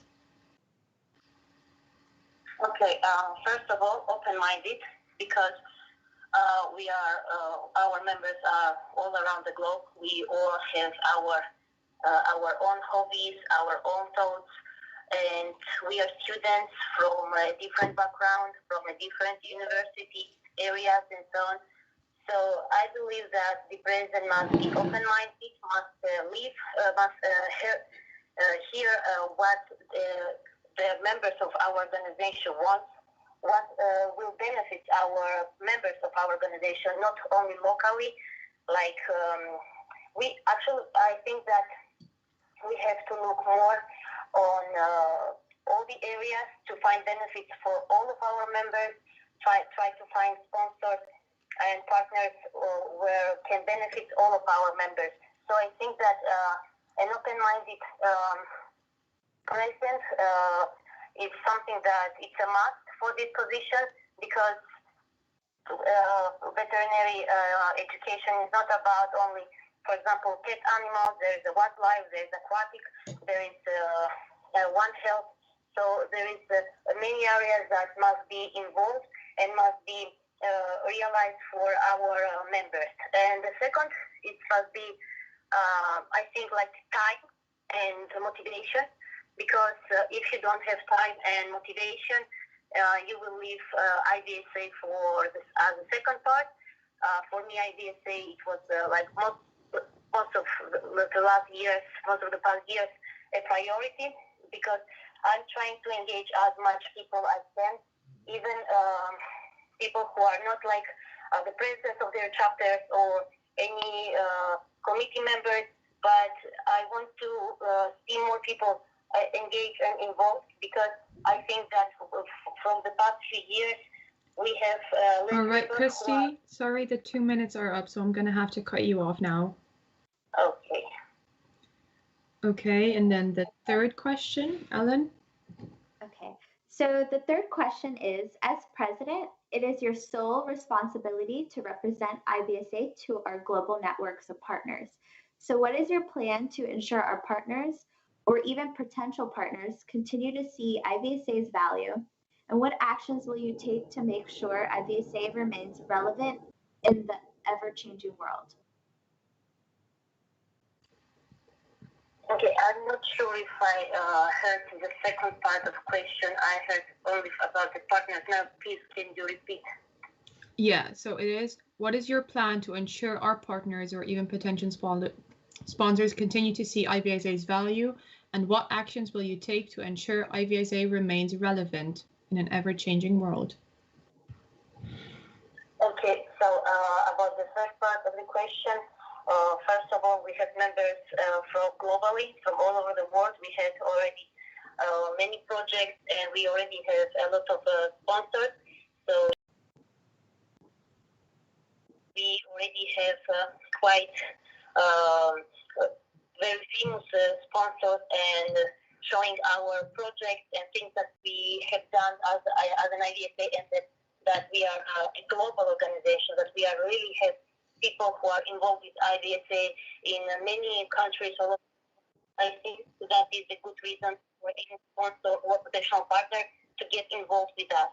And about the second part, of course, I will do all my best to try to find a way to communicate with any potential sponsor. Even if I will need like a help from the EXCO or from any other member, I will ask it, because sometimes in some areas, the sponsors are not like cannot speak clearly in English. So maybe we will need to find someone who can locally help with that. And I think that it will engage more members to work with us and help us. It will value them as well, so they will see an IVSA from a different view, and they will understand that they can do things for IVSA as well. All right, thank you. Okay, so that is it for the questions for the committee. Thank you, Christy. I will give the floor to the members. We will accept 3 questions again, and then I will mute myself and let Merel take care of that.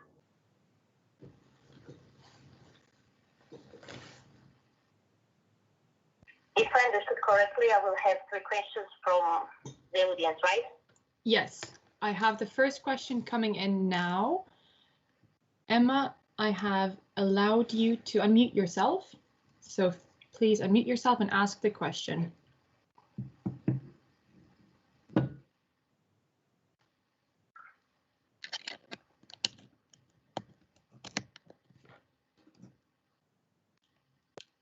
Emma, I'm not hearing anything right now. Can you try to unmute yourself? If for some reason your microphone is not working, please just type the question in the chat.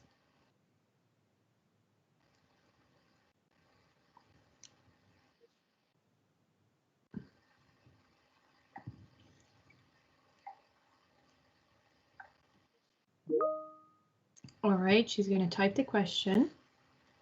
So I'll read it to you, Christina, once it's done. Okay.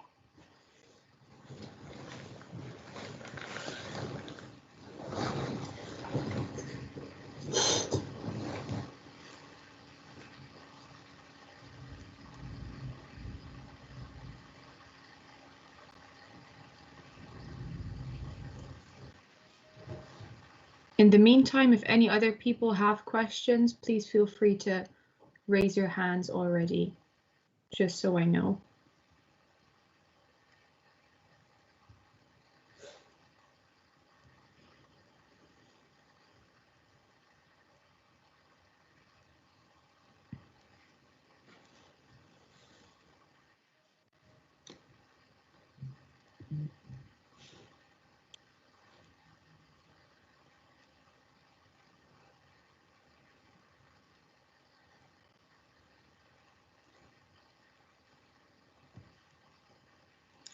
All right, I'm gonna allow Lisa to already ask her question whilst Emma is typing, and then I'm gonna read out Emma's question once she's done.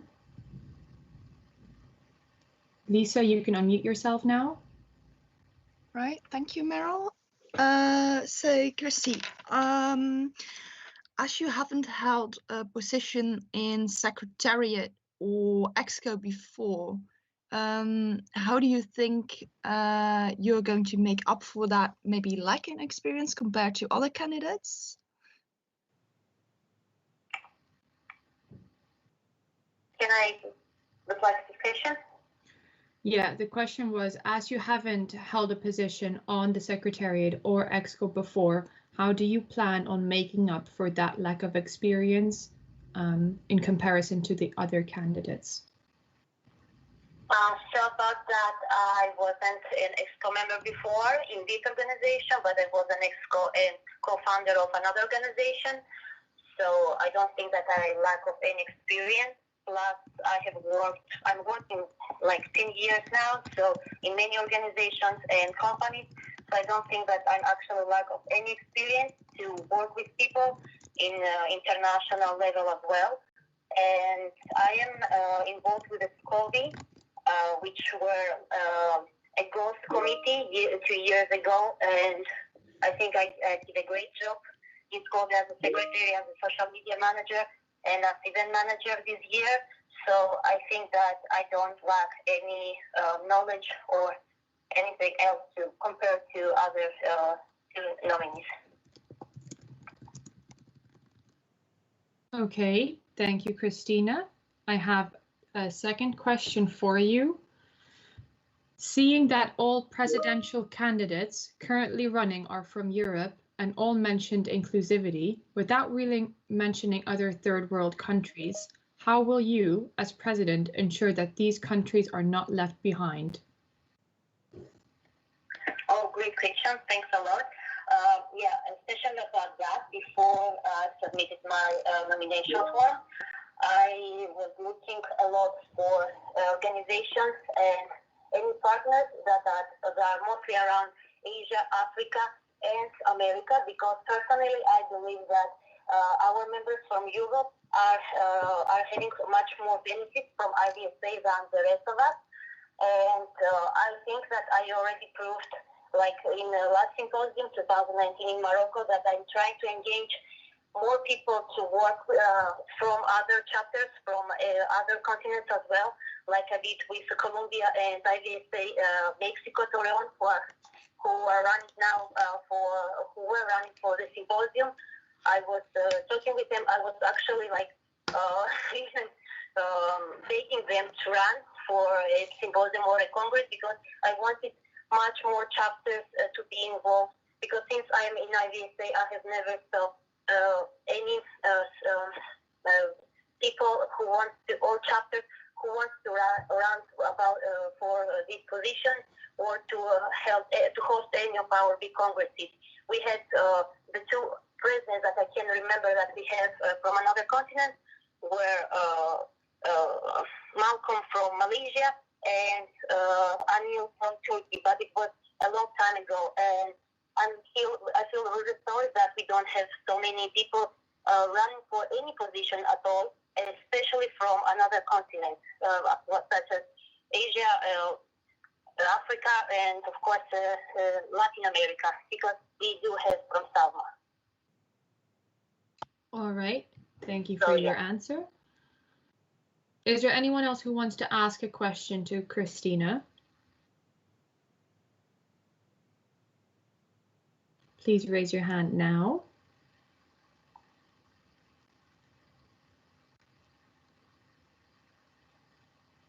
All right, Christy, there are no more questions.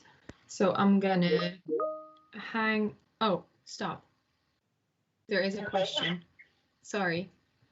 What are your specific plans as a president?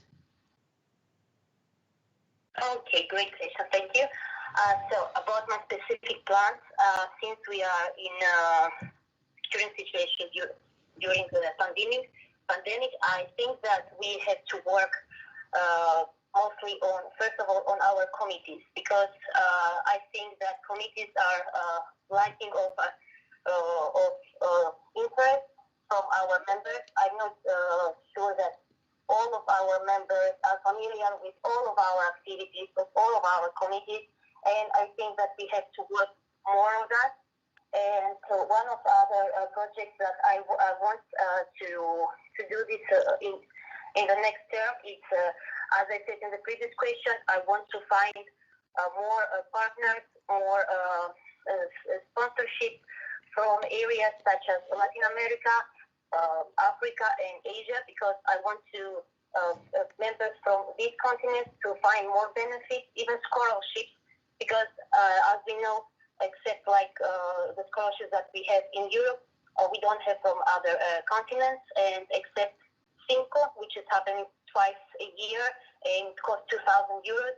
I don't think that we have anything else that's beneficial for our members. So I want to try to find any maybe internship or even volunteering opportunity for all of our members. So I think this is my top priority for the next term, because I believe that the pandemic will not end now, and I don't think that we will gonna travel, so no one will host any conference or congress. So I can focus on finding those things. And plus, I believe that we should keep the exchanges as we are having them now, online exchanges, because I believe that for most of the countries, this is a way of how they communicate and have an exchange between them to meet each other, to talk to each other. So I believe that even after the pandemic will end, I think that we have to keep this format, because this is the only way for many chapters to get involved with exchanges and meet countries they would like to meet, and not the countries that they only can meet. Hey, Christy, the 2 minutes are up. Okay, thanks. All right, that was it for your 3 questions. So I'm gonna hang up now and we're gonna go into the discussion. I will text you again when we get to the Congress part so you can freely join. Thank you. Bye. Thank you. All right. I'm opening the floor to one positive comment about Christina. Please raise your hand if you have a positive comment.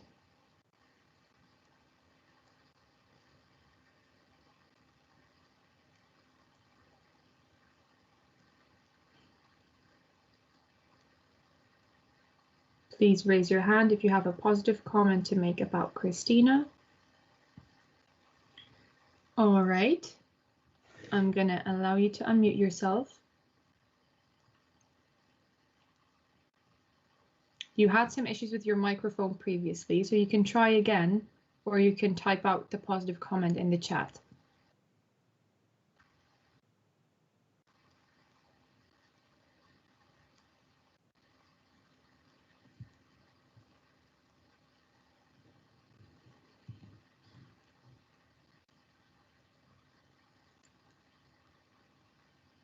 Could you please just type out the comment in the chat?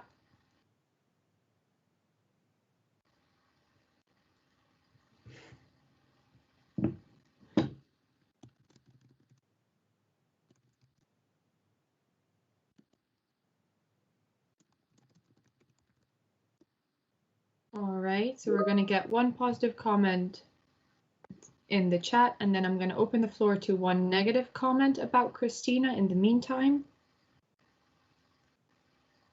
Does anyone want to make a negative comment about Christina?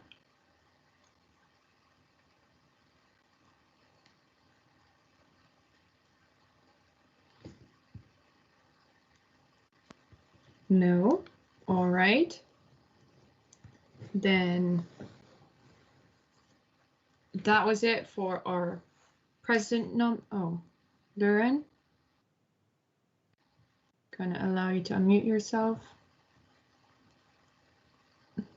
Go ahead. Can you hear me? Yes. Okay, thank you. I would like to make a negative comment about Christy. I was at the last year symposium in Morocco, and she was several times very unpolite to people, to the organizers, and also very rude. Also, she was very offending towards some new MOs, and therefore I think she wouldn't be a perfect fit for the next IVSA president. Thank you. Thank you, Lauren. I'm still waiting for the comment to be typed out in the chat. Am I still unmuted? I'm gonna take that away from you.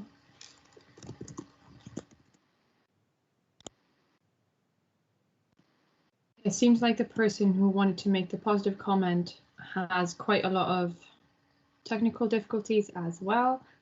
So if anyone else wants to make a positive comment, please raise your hand now.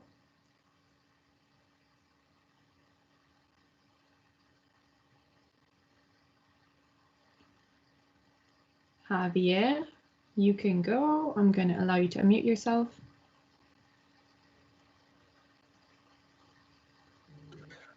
All right. Hello, everybody. Can you hear me? Yes. All right.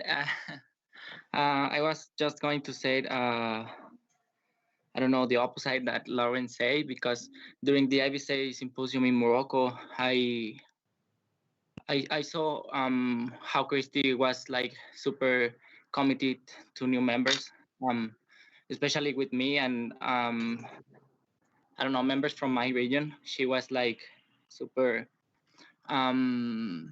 like a leader, explaining us many things of how IVSA works. As she said, she was like trying to develop a little bit more this part of this sector of IVSA. So I think she's very committed to new members, and she's very good at, you know, at external relations also. So I think she would do an amazing job talking about making new collaborations with associations and institutions here. Thank you. Thank you, Javier. All right, that was it for the discussion. Then we're going to go to IVSA Morocco for the questions first. So if everyone from IVSA Sao Paulo can please just raise their hands so I can remove you.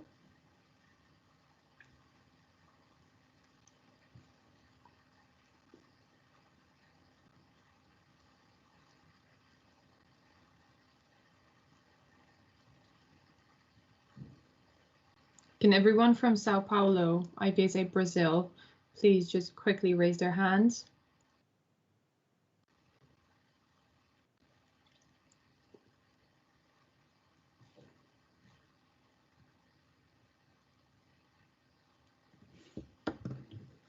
Doesn't look like they're here. Can people from IVSA Morocco please raise their hands?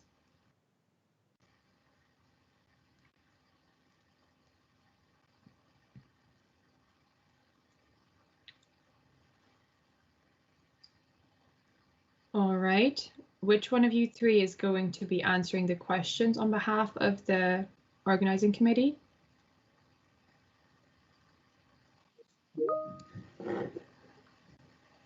All right, then Ellen, I'm gonna unmute Ashraf and you can go and start with the questions, and I'm gonna get in touch with IVSA Brazil in the meantime. Okay, thank you, Merel. Okay, so could you just test your mic and make sure that you can speak? Can you hear me, guys? Perfect. All right, it works. Okay, so the first question I'm going to ask you is, running an event requires good communication between the OC and the EXCO. What are your plans to make this as effective as possible? Yes, thank you. So of course, as we know, communication is key to running large-scale events like these, and especially with the EXCOs. So we plan, if we get selected, to have quite frequent meetings with the MOD. There will be the MODs that currently now and the future MOD, and also with other members of EXCO, so we can keep each other updated. I'm very sorry, but people are having a very difficult time hearing you. Oh, can you hear me now? Yeah, you just need to speak up and maybe a little bit closer to the microphone. Okay, okay. Can you hear me now? Clearly, Yes. Yes, we can hear you. Yeah. So like I said, we plan, if we get selected, to have frequent meetings with the MOD, the current MOD and the future MOD, and also all the members of the EXCO, to keep each other updated with all the things that go wrong, and maybe go wrong or go right in the events, so that we can have clear image or vision to what we want to do and how things are shaping up in, before the event.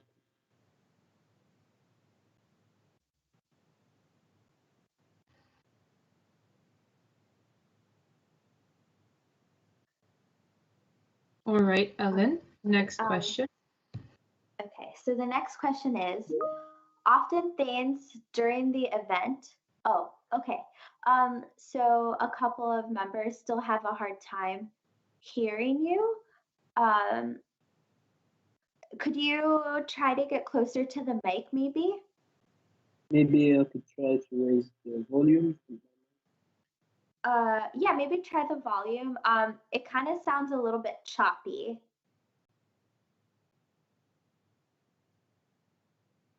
Does it sound better now? Perfect. Okay. Okay.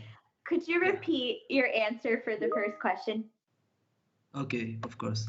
So, like I said, communication is key to running large-scale events like the symposium and the Congress.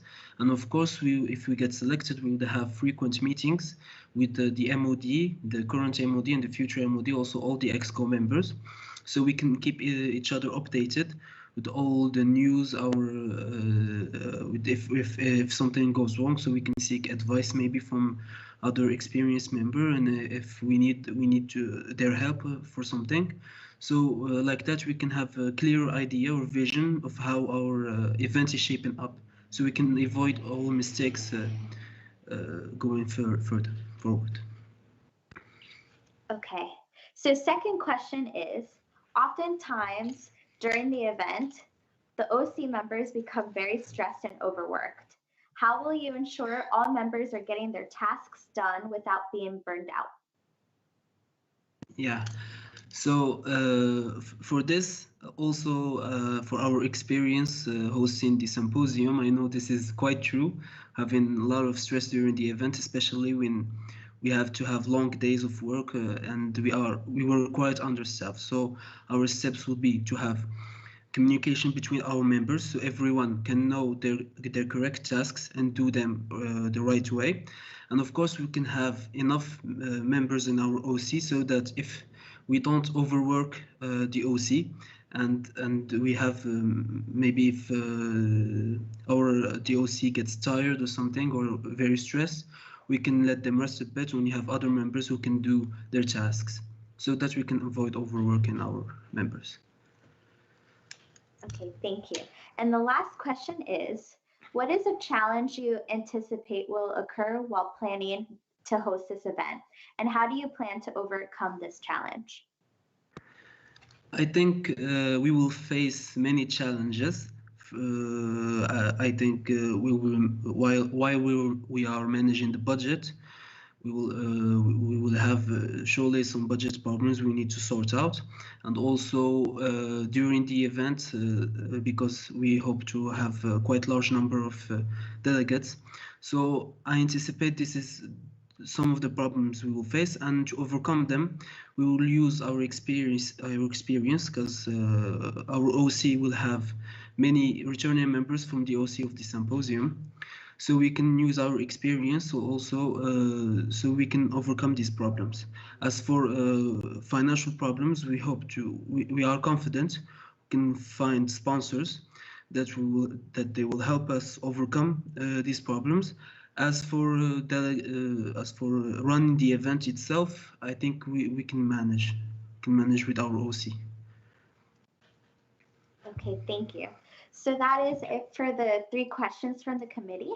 We are now going to open the floor again. And just a reminder, 3 questions from members and then 2 minutes again to respond. So if you can raise your hand and then we'll accept 3 questions and then we'll unmute you. All right. Could all of the Morocco members please just lower their hands again, just so I don't mistake your hands as questions?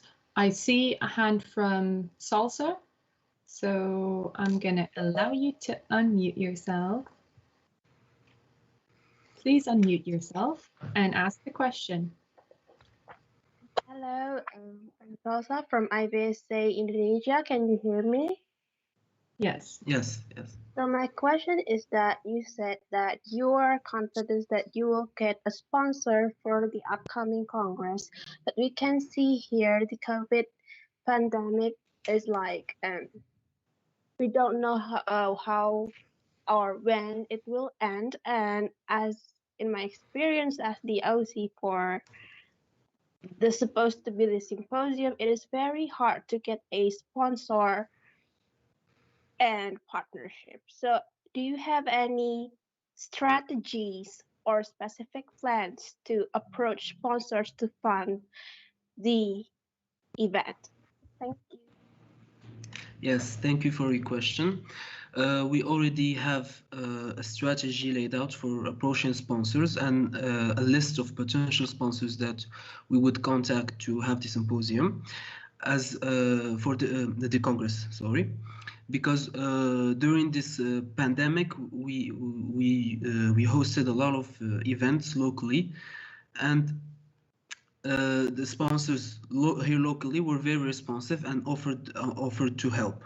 So I believe that we have a reputation with our sponsors, so they will be willing to help us again if we get selected to host the Congress. And also we get the help from our university and get us in contact with the big sponsors, and so that's why we say we are quite confident so that we can say get sponsorships. All right, thank you for the questions. Also, thank you for the answer, Ashraf. Next question is going to be from Kushi. please unmute yourself and ask the question.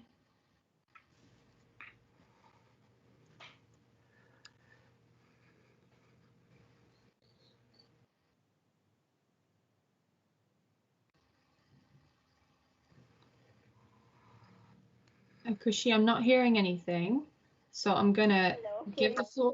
Oh, yeah, now I can hear you. Yeah. Hello, everyone. I'm Khushi from IVSA India. So my question is, do you think your previous experience in having symposium will help you this time, which was very difficult to host prior? Sorry, I didn't hear the last part. Can you repeat? Yes. So I am asking that does your previous experience help you this time? Yes, thank you for your question. Of course, our previous experience hosting the symposium helped us a lot because we got an idea how to do international events.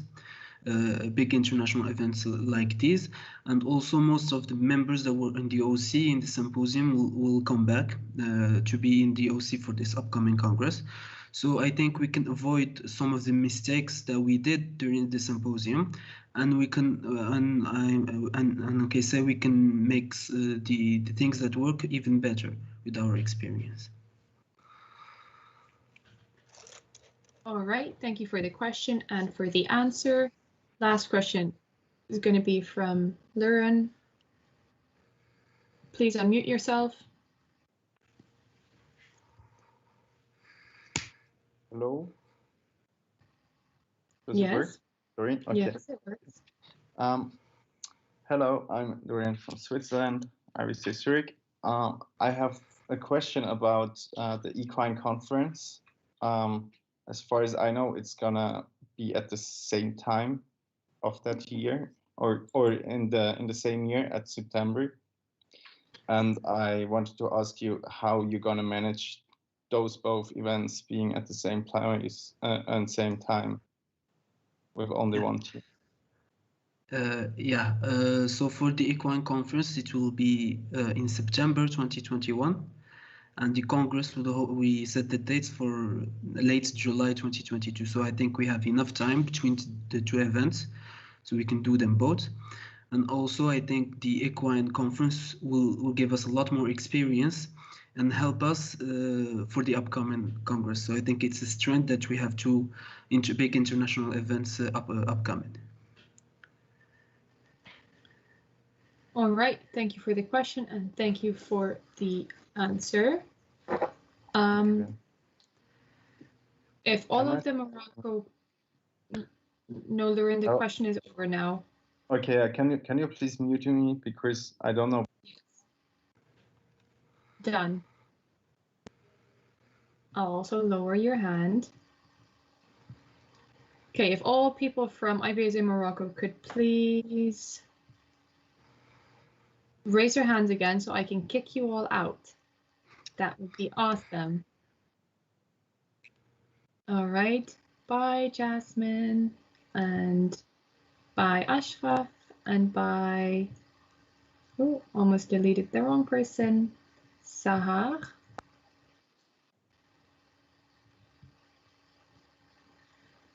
All right, now I'm gonna text IVSA Brazil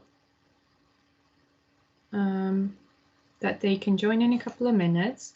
First, we're gonna have the discussion as we had for the presidents, one positive comment, one negative comment about IVSA Morocco running for Congress. Who has a positive comment? Please raise your hand now.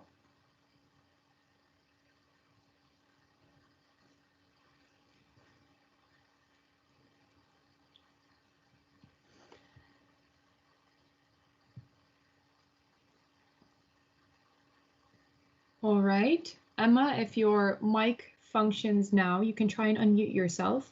If not, you can just type out the positive comment in the chat.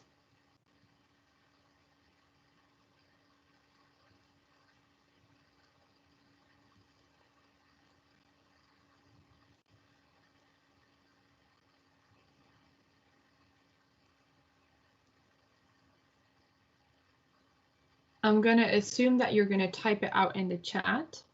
So I will then now open the floor to a negative comment about IVSA Morocco while we wait for Emma to finish her positive comment.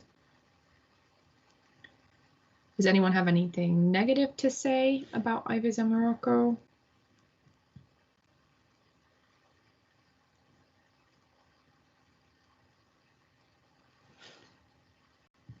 Alrighty, Lisa, you can go first. Sorry, Mary. Lisa was just a bit sooner. Go ahead, Lisa. All right. So not per se negative comment, more curious, because as far as I can remember, we didn't have an MO running so fast for events after another. So just considering they had a symposium less than 2 years ago, and then they're running for 2022 again. Diversity-wise, like if as IVSA we intend to have events all over the world, I have my reservations with voting for Morocco, but that is something we should consider ourselves. Thank you, Lisa. All right, I'm gonna read out Emma's comment so I know everyone has heard it, if my internet allows me to actually read the chat. Morocco is very confident, and seeing that they focus on their strengths, they are good candidates for hosting the Congress after a successful symposium. Thank you. I can see Gabriel from IVSA Sao Paulo is already in the lobby, so I've let him in.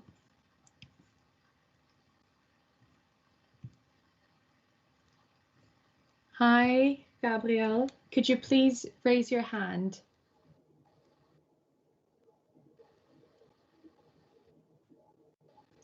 Wonderful. I'm going to now allow you to unmute yourself, and I'm going to put you in the spotlight. Thank you.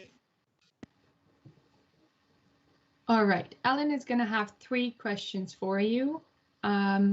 Each time you can answer for a maximum of 2 minutes, and then we're also going to open the floor up for 3 extra questions.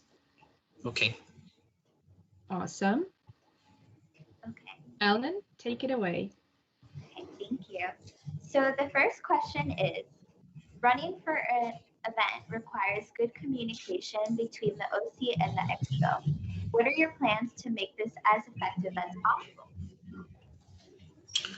So right now, I think we have a great communication just right now with the EXCO. Once 3 members of our MO are part of some committees. So me and Yuri and William, we're part of the regional team, and we have a really good communication with the EXCO team. I think that will continue to happen for the following years, you know, for 2021 and 2022. And so I don't think that's going to be an issue. And I would also say that I think more and more members of our MO are going to try to be part of EXCO. You know, I think some members are going to run for new positions this next year. So I don't think it's going to be an issue, and we're always here to talk to you. You know, like we're always here to respond to any question you have about our country or about our plans for the conference. I don't think it's going to be a major issue. We try to respond to answer the emails and to respond to any questions as quick as we can. So yeah, I don't think it's going to be an issue at all. Okay, thank you. So the second question is, oftentimes during the event, OC members will become stressed and overworked. How will you make sure all members are getting the tasks done without being overwhelmed too much? So the members of our MO and all of our students, we are used to deal with great events. You know, like we have our annual students conference or academic week, and in our academic week we host more. I can hear some dog barking. So in our academic week, we have more than 2,000 students coming from all over the country. And being a big event, we always try to be nice to each other, and you know, to have a great communication without being too you know, without being aggressive at all. So we try to have good communication, trying to be nice every time we can. So, you know, I think we're used to great events, and I know we can deal with that with no major problems. An event for people from all over the world as IVSA Congress, we will have some other questions, I think, but I am 100% sure that we will be okay with everything, being nice and being gentle to everyone, being kind to everyone. So I think that's the way we deal with that. We, from our university, we are very gentle and very kind to each other always. So I think that's not going to be an issue too. Okay, thank you. Sorry, those were my dogs. Okay, so the last question is, what is a challenge you anticipate will occur when you're planning to host this event? And how do you plan to overcome this challenge? So I don't think the structure is going to be a challenge. We have a really great structure, but I think the challenge would be to deal with different cultures and different languages from all over the world. We from Brazil, English is not our native language, but most of our members, we can speak and we can understand English. But of course, with people from a lot of different countries, you know, trying to speak English or speaking other languages, I think that might be a question, and that might be difficult for us to deal with. But I think we can work with that, and we can totally make it work and totally understand each other. You know, like people from different countries trying to speak the same language, you know, trying to speak English. I think we can deal with that, even though I can predict some sort of issues or some sort of difficulties. So yeah, I think the major issue, if I can use this word, you know, like the major difficulties might be regarding language stuff. You know, I think from all the other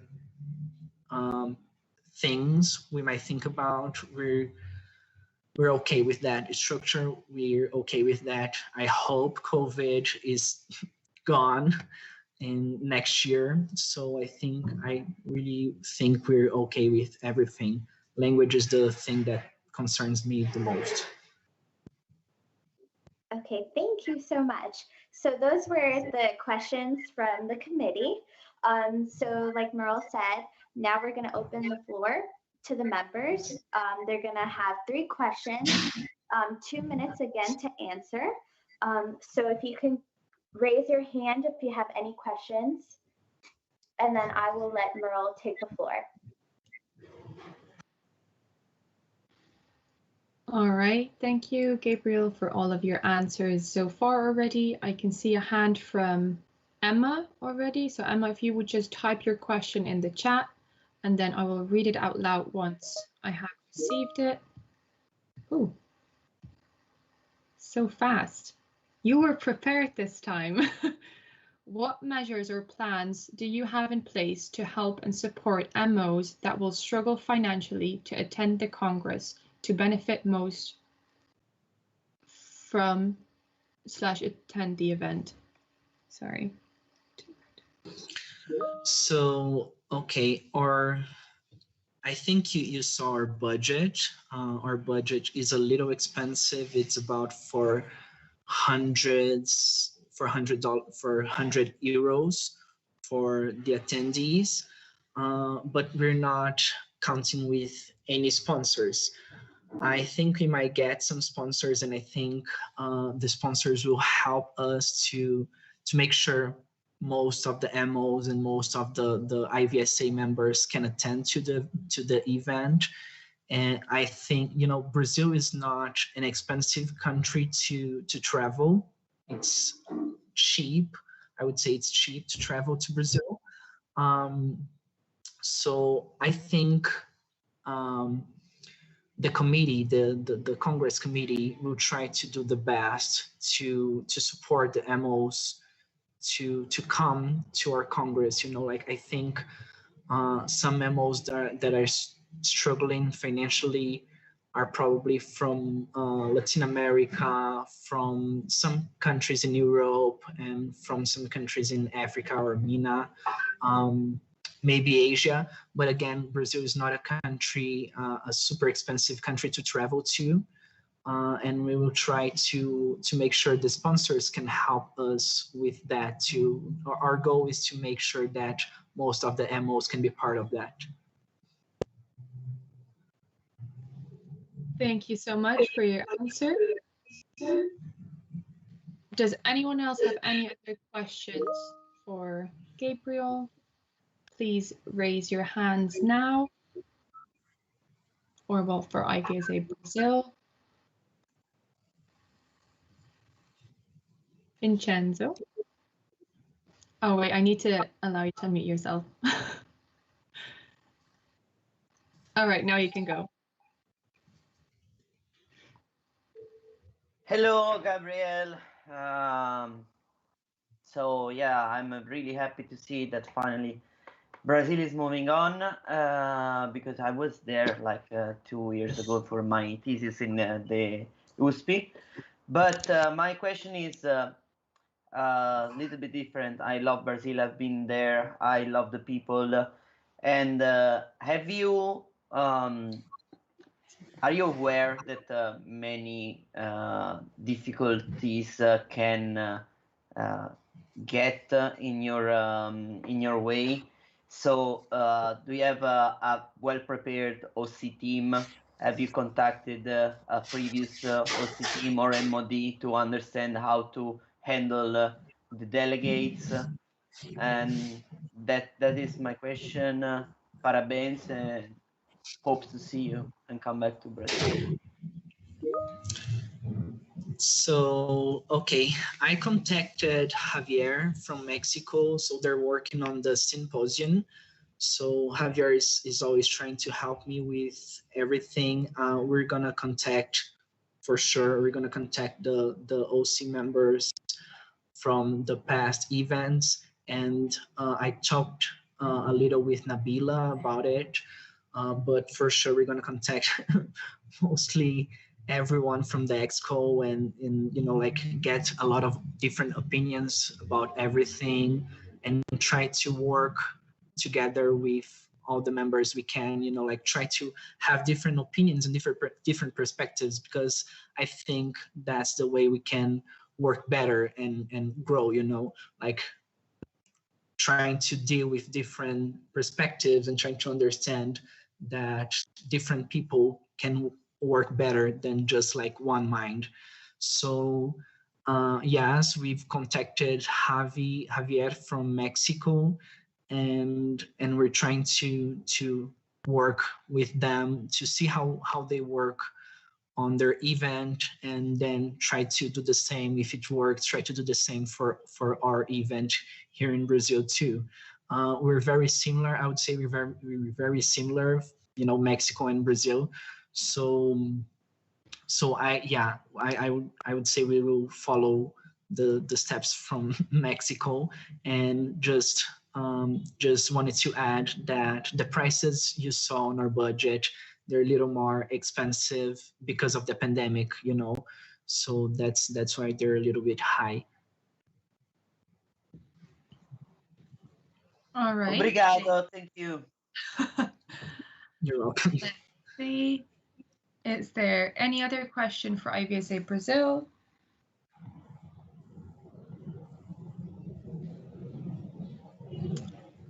Not seeing any. All right. Thank you so much, Gabrielle, for answering all of our questions. I'm gonna kick you out of the meeting now because we're gonna open the floor up to positive and negative comments.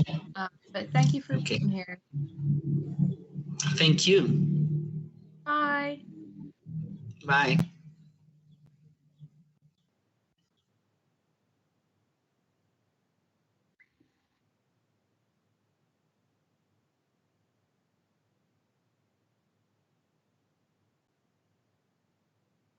All right. He's gone now. One positive comment about IVSA Brazil. Please raise your hand now.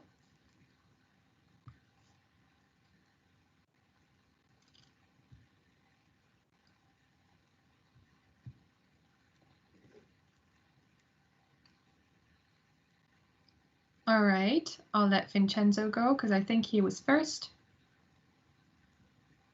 Well, I experienced it being in Brazil, and I felt home, first of all. They are very inclusive, and I'm very happy they are running for hosting a Congress. And I think they will do everything they have in their power, and more than that, to give you the best experience and make you feel and at your best. Also, yeah, I love Brazil. I already told you that. Just like my fear, little fear was that they are like a little bit young chapter, but since they are organizing a lot of events, they're good at it. So I would say that they could be a new and good choice in order to get more diverse and travel a little bit more if it's allowed. That is my comment. All right, thank you, Vincenzo. Does anyone else want to give a negative comment about IVSA Brazil? If you want to give a negative comment, please raise your hand now or remain silent forever.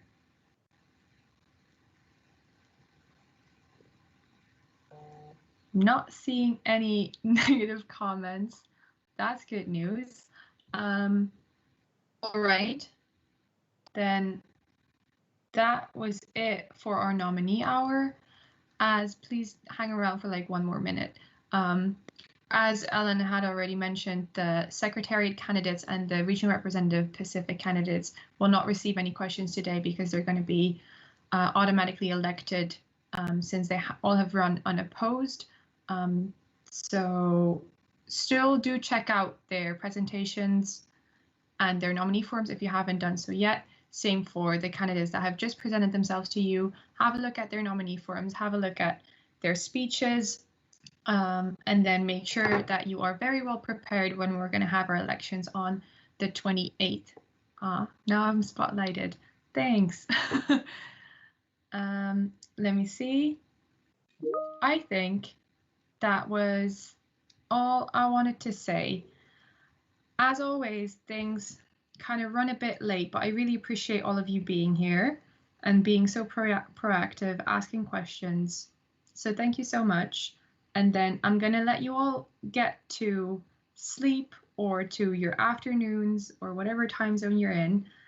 And then I'm going to see you tomorrow when we have lots and lots more fun things prepared for you. Thanks, everyone. Bye. Mwah. Lots of love from Belgium. Thank you, everyone. I still can unmute myself, so I will say goodbye. It was very, very nice to see you all. Bye. Bye. Bye.